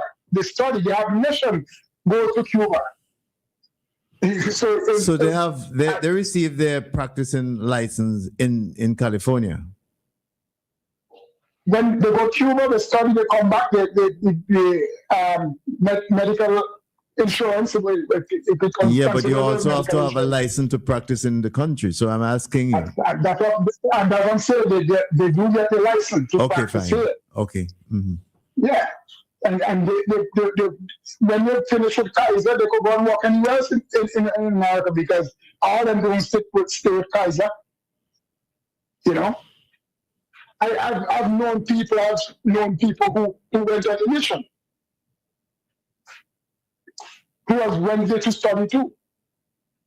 Because some of my friends who went to study, when they came back, they couldn't believe there were so much Americans in Cuba studying. They couldn't believe it.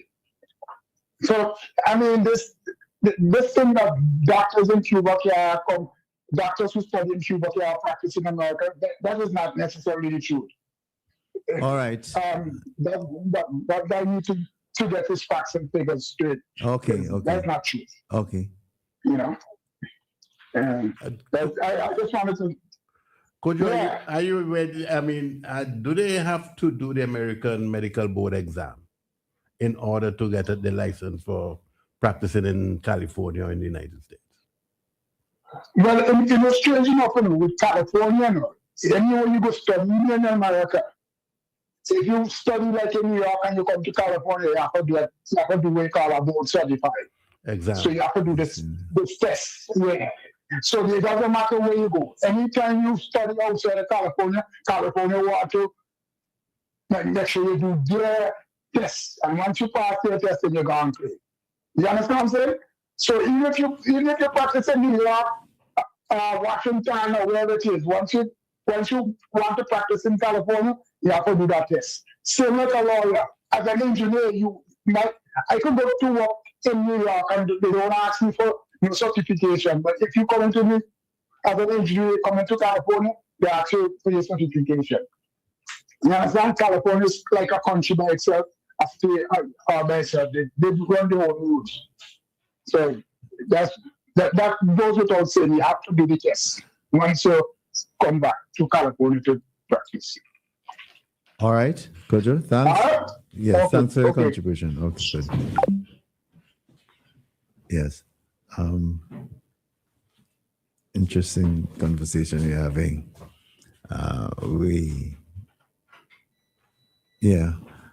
Okay, so the number to call is 457-9997, and you can call and link with us direct to WhatsApp or the regular line. Good afternoon. Welcome to the program. Hey, Cecil, how you doing? I'm doing okay, and you? Dexter Rose here. Yes. I have not been listening to the entire program, but I was interestingly on my phone all morning discussing with several colleagues, comrades of mine, about the issue that is dictated to us about. Before you go on, Dexter, I just want to tell our listeners, Dexter Rose, former ambassador to Cuba from St. Vincent and the Grenadines. I just want to establish that so we can go on from there. Yeah, I also studied in Cuba. I also studied in Cuba, of course. But not medicine, not right. medicine. Right. No, it has been particularly troubling for me because I think we're getting ourselves caught up in the region in a fight that's been going on within the Cuban communities within Cuba and in Miami. Right now, Marco Rubio, Little Marco, who Trump like to call it Little Marco. Not me. Trump called him Little Marco. That was a few years ago. It don't matter. He's Little Marco. And he seems that Little Marco has grown up now. Okay. And Little Marco seems to be on a trajectory to prove that he's the biggest, baddest Cuban descendants because he was born in the U.S. Not as he said when he was running against Trump the first time. He told people that he was born in Cuba and he and his family had to escape from Cuba. The reality was that his family had run away from Batista. So you see him as the biggest, baddest hombre who lives in Miami. Oh yeah. Who lives in Miami? Marco Rubio is out to replace Simon Bolivar as the liberator of Latin America, using the Monroe, or as Trump said, the Monroe doctrine. But what is particularly sad for us, though, is that we are being dictated to that we cannot have Cubans working. And in the case of St. Lucia, I was almost sickened when I saw a video clip of Prime Minister Philbert under pressure, saying that is what we're forced with. They're telling us that in St. Lucia, which has had so many and some of the best doctors in St. Lucia, are studying in Cuba. Dexter, can I interrupt and ask you? Did you listen to the contribution from Brother Stewart, Hugh Stewart? I came in at the end of his contribution. He's just a good friend, but I came into the very end. Because I was trying to see if he was basically saying to hell with the US and basically use our own institutions in the Caribbean. He mentioned UE. I was trying to figure if that's what he was saying. No, I don't know what you're saying, but my position is that we in the Caribbean, we need all the assistance we can get. From our traditional friends, from our former colonial masters, the British, from our traditional friends in the United States, from Cuba, from Taiwan, from mainland China, from wherever can help us to train our resources. We need assistance. What we don't need is people dictating to us that we must begin to let our hospitals go without proper medical attention because little Marco has a particular quarrel with the Cuban government. And it's very sad because when I was a student in Cuba, and even when I was an ambassador, I used to tell people, look, if the US doesn't want us to study in Cuba, meaning Caribbean people, African people, it's easy. We're English speakers. Just give us similar terms to study in the States. If not free, as Cuba does, they can let us study, say, at quarter of the price. The US is the richest country in the world. I mean, to have the richest country in the world, telling the poorest countries in the world that you can't employ people where you can get them to maintain your hospitals, it is just wicked. It's demonic. I mean, if we're going to tell us, look, the students who have been doing medicine in Cuba right now, Dr. Friday, we're going to take them and we're going to put them in universities in the US. We're going to make sure that they finish the medical. Great. Although, as Dr. Cox was saying, studying is not just for a certificate. It's also for an education outside and living in a different environment teaches us all a different thing. There's what people call the approach that Cubans use to medicine, the bedside manner. Cuban doctors are not trained to be demigods, as we see with the other doctors trained in other places. They don't walk haughty and proud. Few of them you would see. You would see few graduates from a Cuban medical university walking around as though they're God's gift to the hospital and to the patients. Very few. And that's because of the of the ethics that is practiced. Now, Cuba is going through one of the worst periods of its life, and it's a time when they need assistance, they need solidarity. But what they don't need and what we don't need are some bullies who don't care how we survive. And let me jump in and say this. Quite a few of doctors who study in Cuba, friends who studied with me, and some who have graduated from when I was serving as ambassador, have moved on, having studied in Cuba, have moved on to the United States and are working there. They do the medical certificate and they're working. It's the regular brain drain. I mean, if little Marco really wants to help us, he can tell us how he is going to send people to assist us. Just like we have the World Pediatric Project, Americans come here and they do surgeries here with doctors here, like Dr. Ellis, who studied and specialized in Cuba. They work together. That's what humanity should be about.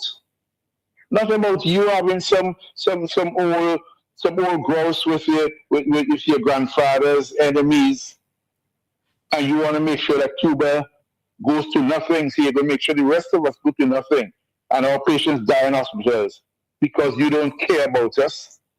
I mean, it is very sad, Cecil. It's very sad, brothers. I will stop at this point. I think I made my point. Certainly, this program that I moderate here, and for me, this one here, identify fully with your contribution. And we're only hoping that people who are listening and who are following the program this morning, that they do as well and stand up for the number of years of our relations with Cuba. We must not get carried away in other people's quarrels and other people's battles, especially when they're clearly not in our best interests. You know, very soon I expect our government, apart from the medical thing, very soon we're being forced to take, I understand, deportees, people who the U.S. rejects. So after being called SOL countries, we being told we don't want these people. You take them. What you want with them? I mean, I know sovereignty has gone out the window these days.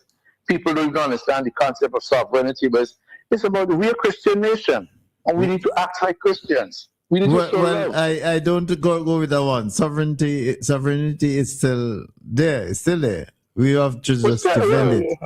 Yes. And Prime Minister of Canada reminded us in his speech. He was refreshing. Yes. He was refreshing, and to that it is sad. I know CARICOM countries are under pressure, but I think one of the solutions for them to sit down and discuss these things and at least to try to put back some counter arguments. Yes. So little Marco, that look. We need to live. I mean, what are you going to help us with? When we had Petro Caribe, they called us. I remember they called some of our ministers to a meeting in Jamaica. Yes. We must finish with Petro Caribe. I remember St. Vincent's minister, I think is Camilo Gonzalez at the time, asked them, so what are you offering? They have nothing to offer. So I mean, I don't understand it.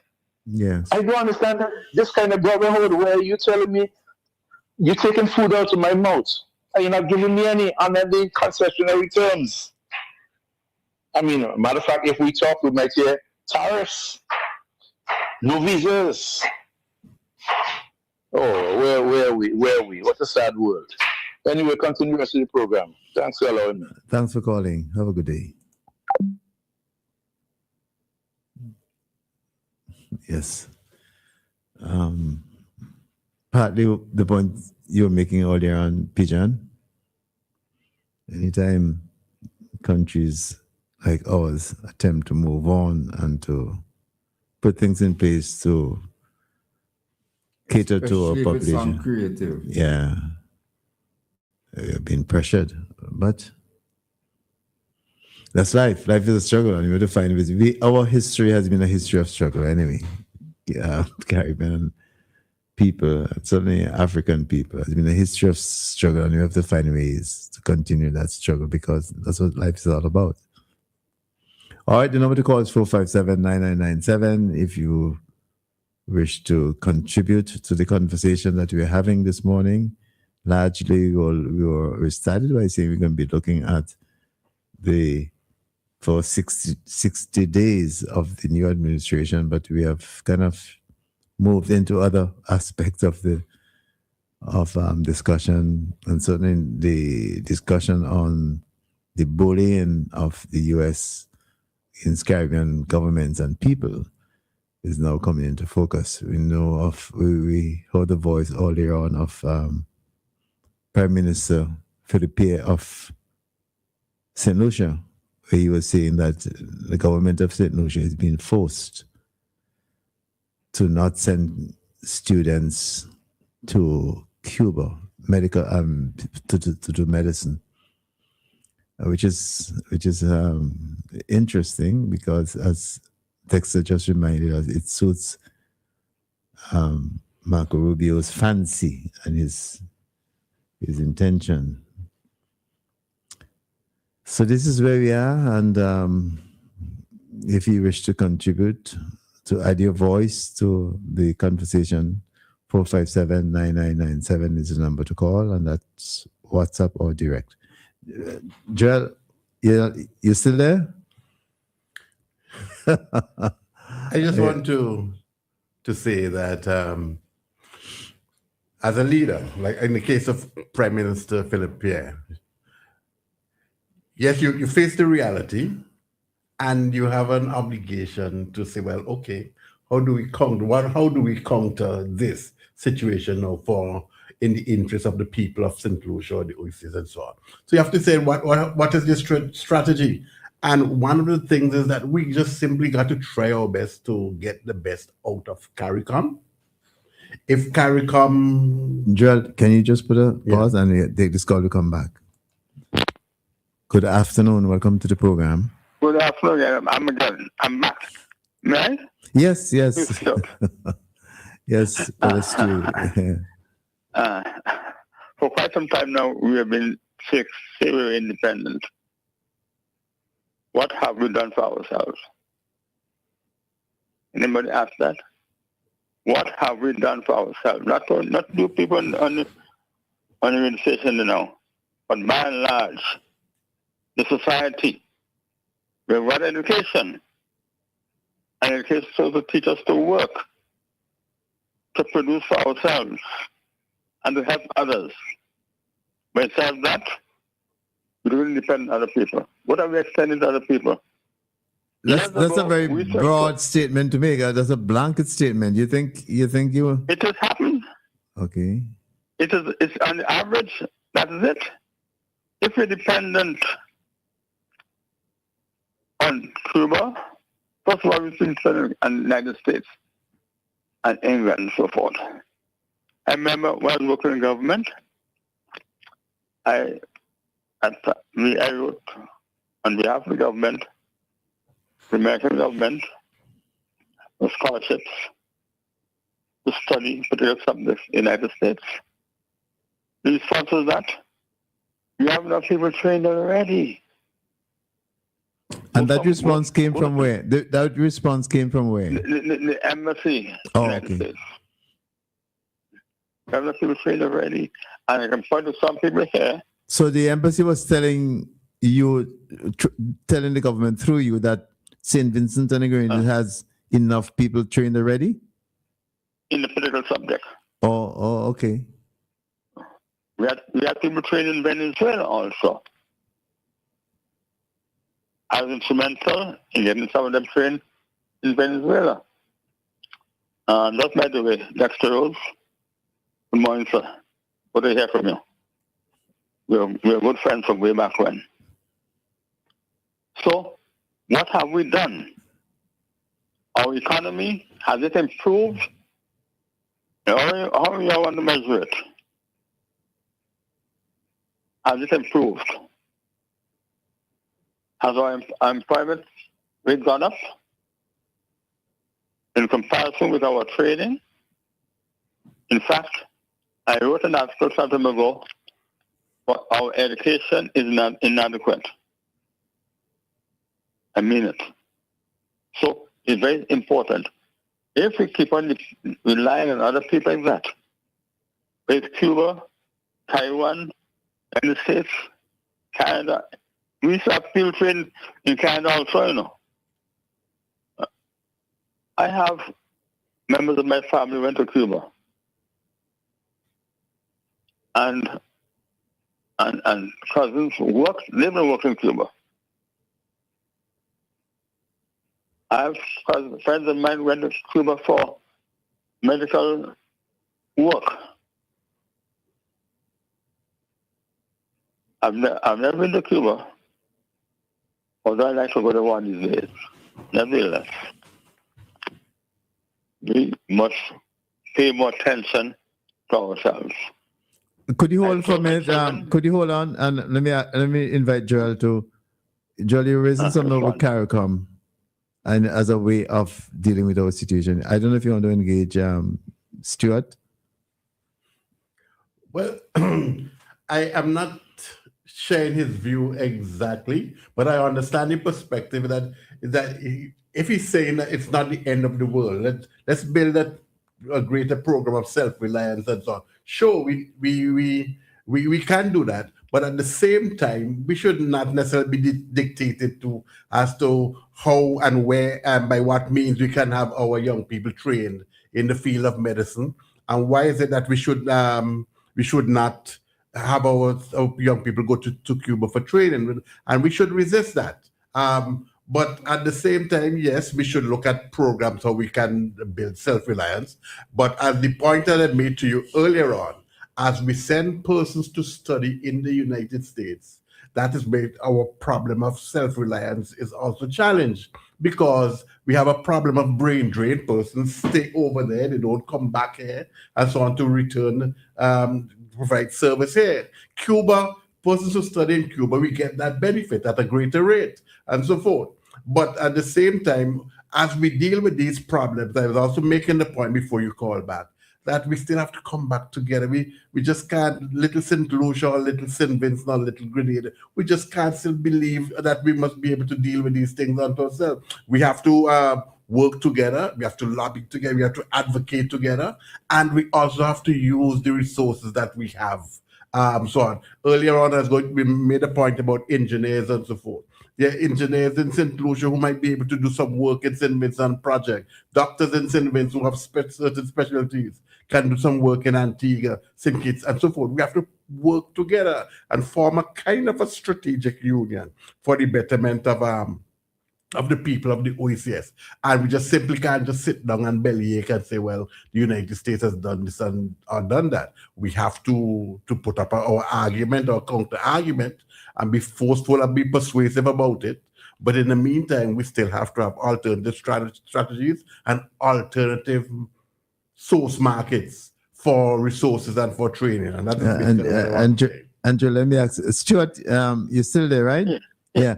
And do you see CARICOM as a body, as an institution, as a framework, useful in the way of providing alternative? Yes. I gave a joke. I went to CARICOM meeting some years ago, many moons ago. The proposal on the table was a particular country, island, to develop certain commodities. Other members of the committee, some members have one particular view. But the representative from the country said, no, you can't come tell us what to do. I said, good Lord, where are we going with such approach? Is a commodity that can be easily produced in every country. But we are told you can't tell us what to do. We decide what we want to do it, and that's it. Now, we have to change that approach. I understand when we ever went to CARICOM meetings, I went to several CARICOM meetings. Several. And I absorbed them carefully. Some of them are colleagues, but also advisors, like myself was an advisor. Nevertheless, let's come back to the question. Let's take local development of this country here. We were told recently a lot of money was paid out. Source of funds. Where the hell is the source of funds? They're not borrowing.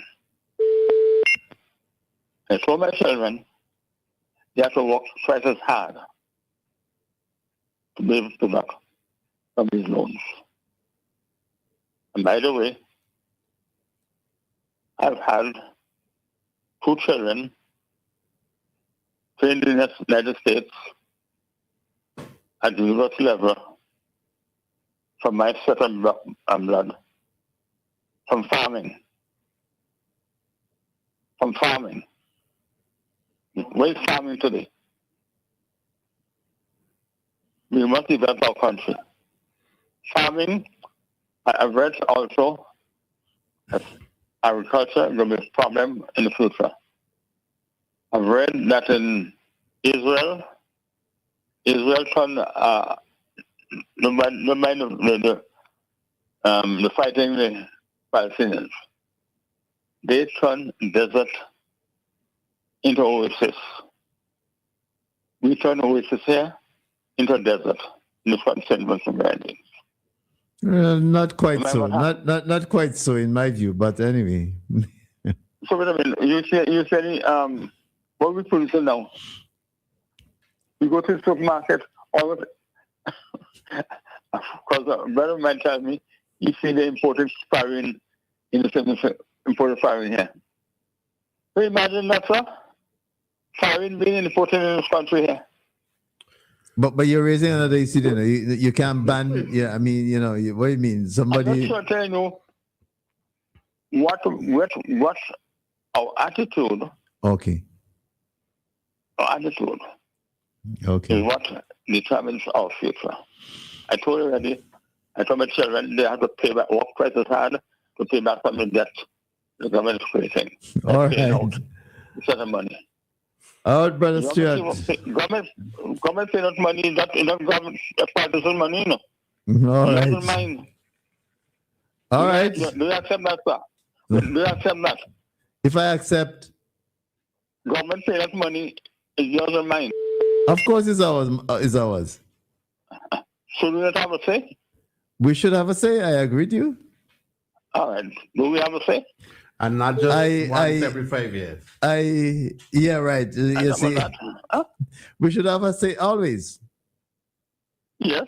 Yeah. But we don't have a say. But we should change that. We should demand that we have a say because it's our money. Yes. And government increasing the payroll from every week, every month. A road only needs so many engineers to fix it. They need more, the certain quantity of engineers the road needs. But because people be unemployed, government not only source of employment. In fact, government should be last source of employment. Last. But more people run towards the government. I told a friend the other day, we send things to university, and when they come back, look to government for a job. Brother Stuart, that's a conversation for another day. We can't deal with that one today. That's productivity. I agree with you. The performance of the present government. I agree with you. But that's a conversation for maybe after the budget discussion next week. I hope to see the budget before discuss it. Did you ask for a copy? I will look for a copy yet. But maybe you should put in a request for a copy. Could you help me? I need one for myself as well. I need a copy to look at for myself. So I'll try. I'd like to keep a copy for my own. Okay. The printing. You mean a printed copy? Right. A printed copy? Yes. Yes. Which means they have to drive up to you to deliver it. I have to pick it up and then drive it. I'll have to drive up to where you live to deliver it.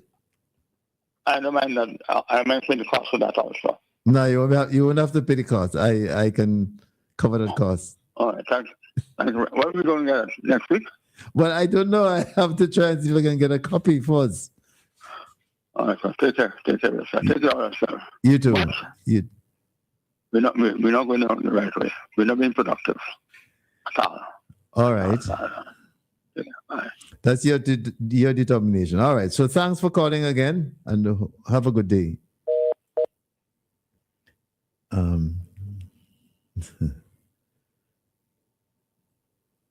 Let me just read this. Oh, there's another call, so I go to it. Good afternoon. Welcome to the program. Hi, good afternoon. This sounds like Marlon's voice. Marlon, greetings. Yes. How are you doing? Happy New Year. Thanks. It's been so long, eh? Happy New Year to you too and yours. Yeah, Peter, greetings. Yes, sir. Good greetings. And Providence.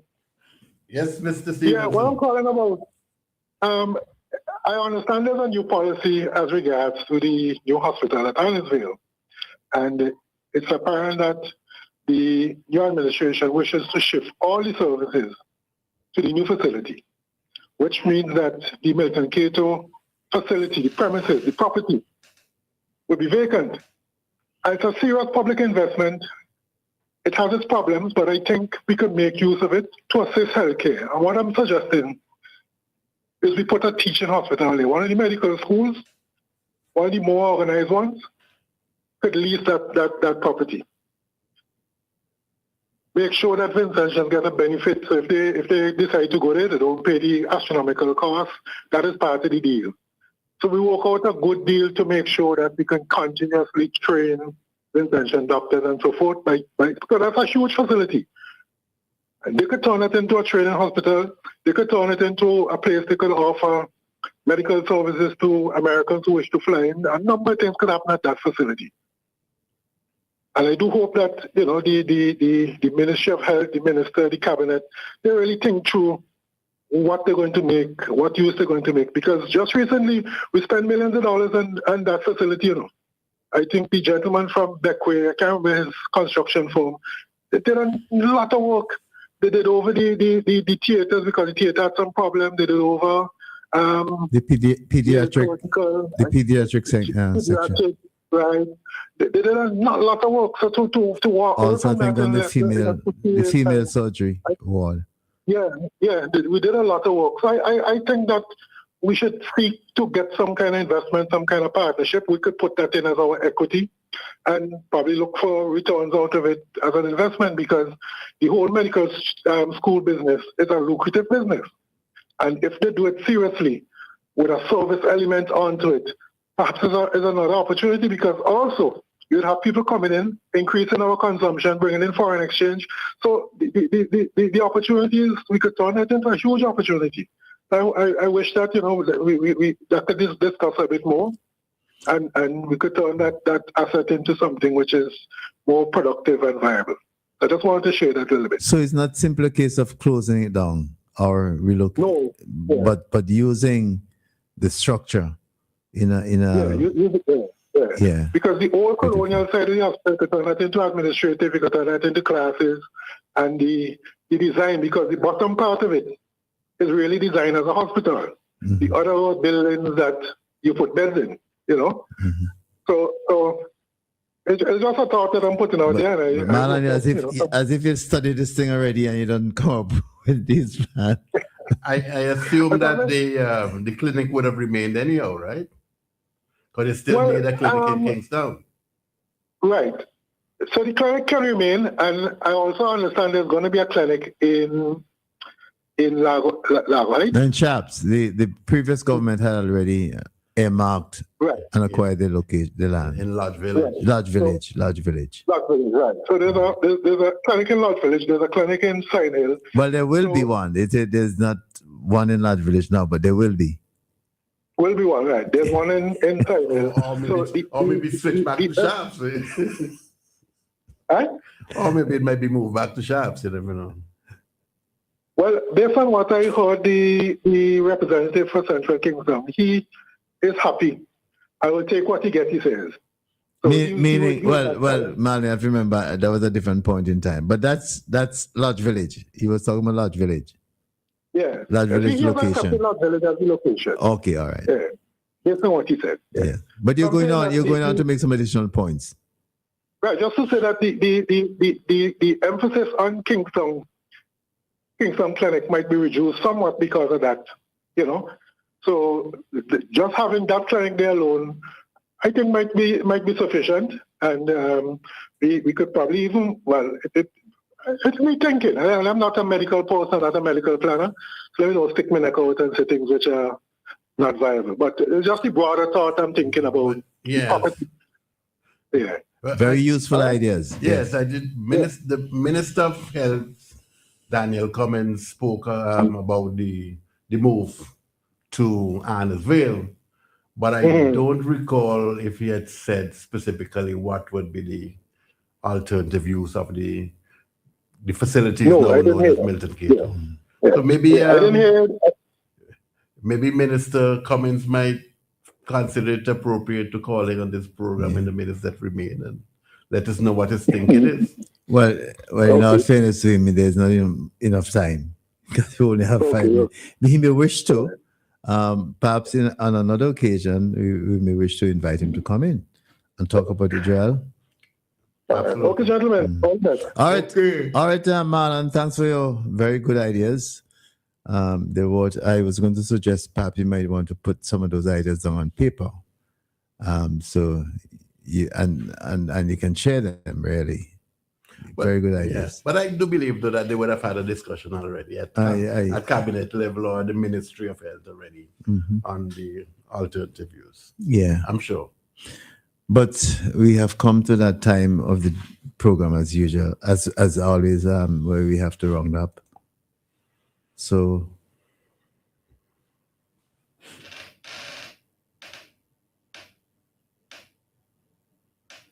yeah, somebody's yes, sorry.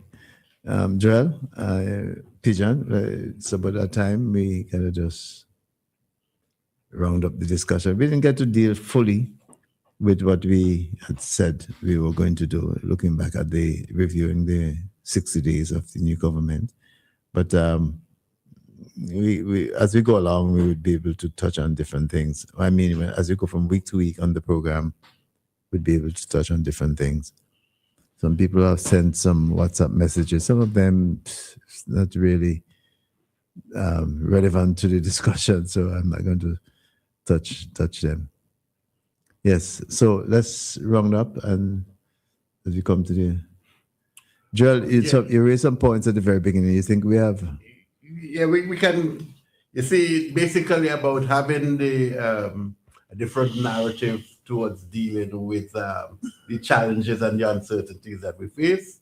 I think that it is required, and that I think that the government should add another 100 days or so onto from where we are now to see exactly, provide a report on the state of the country in terms of numbers.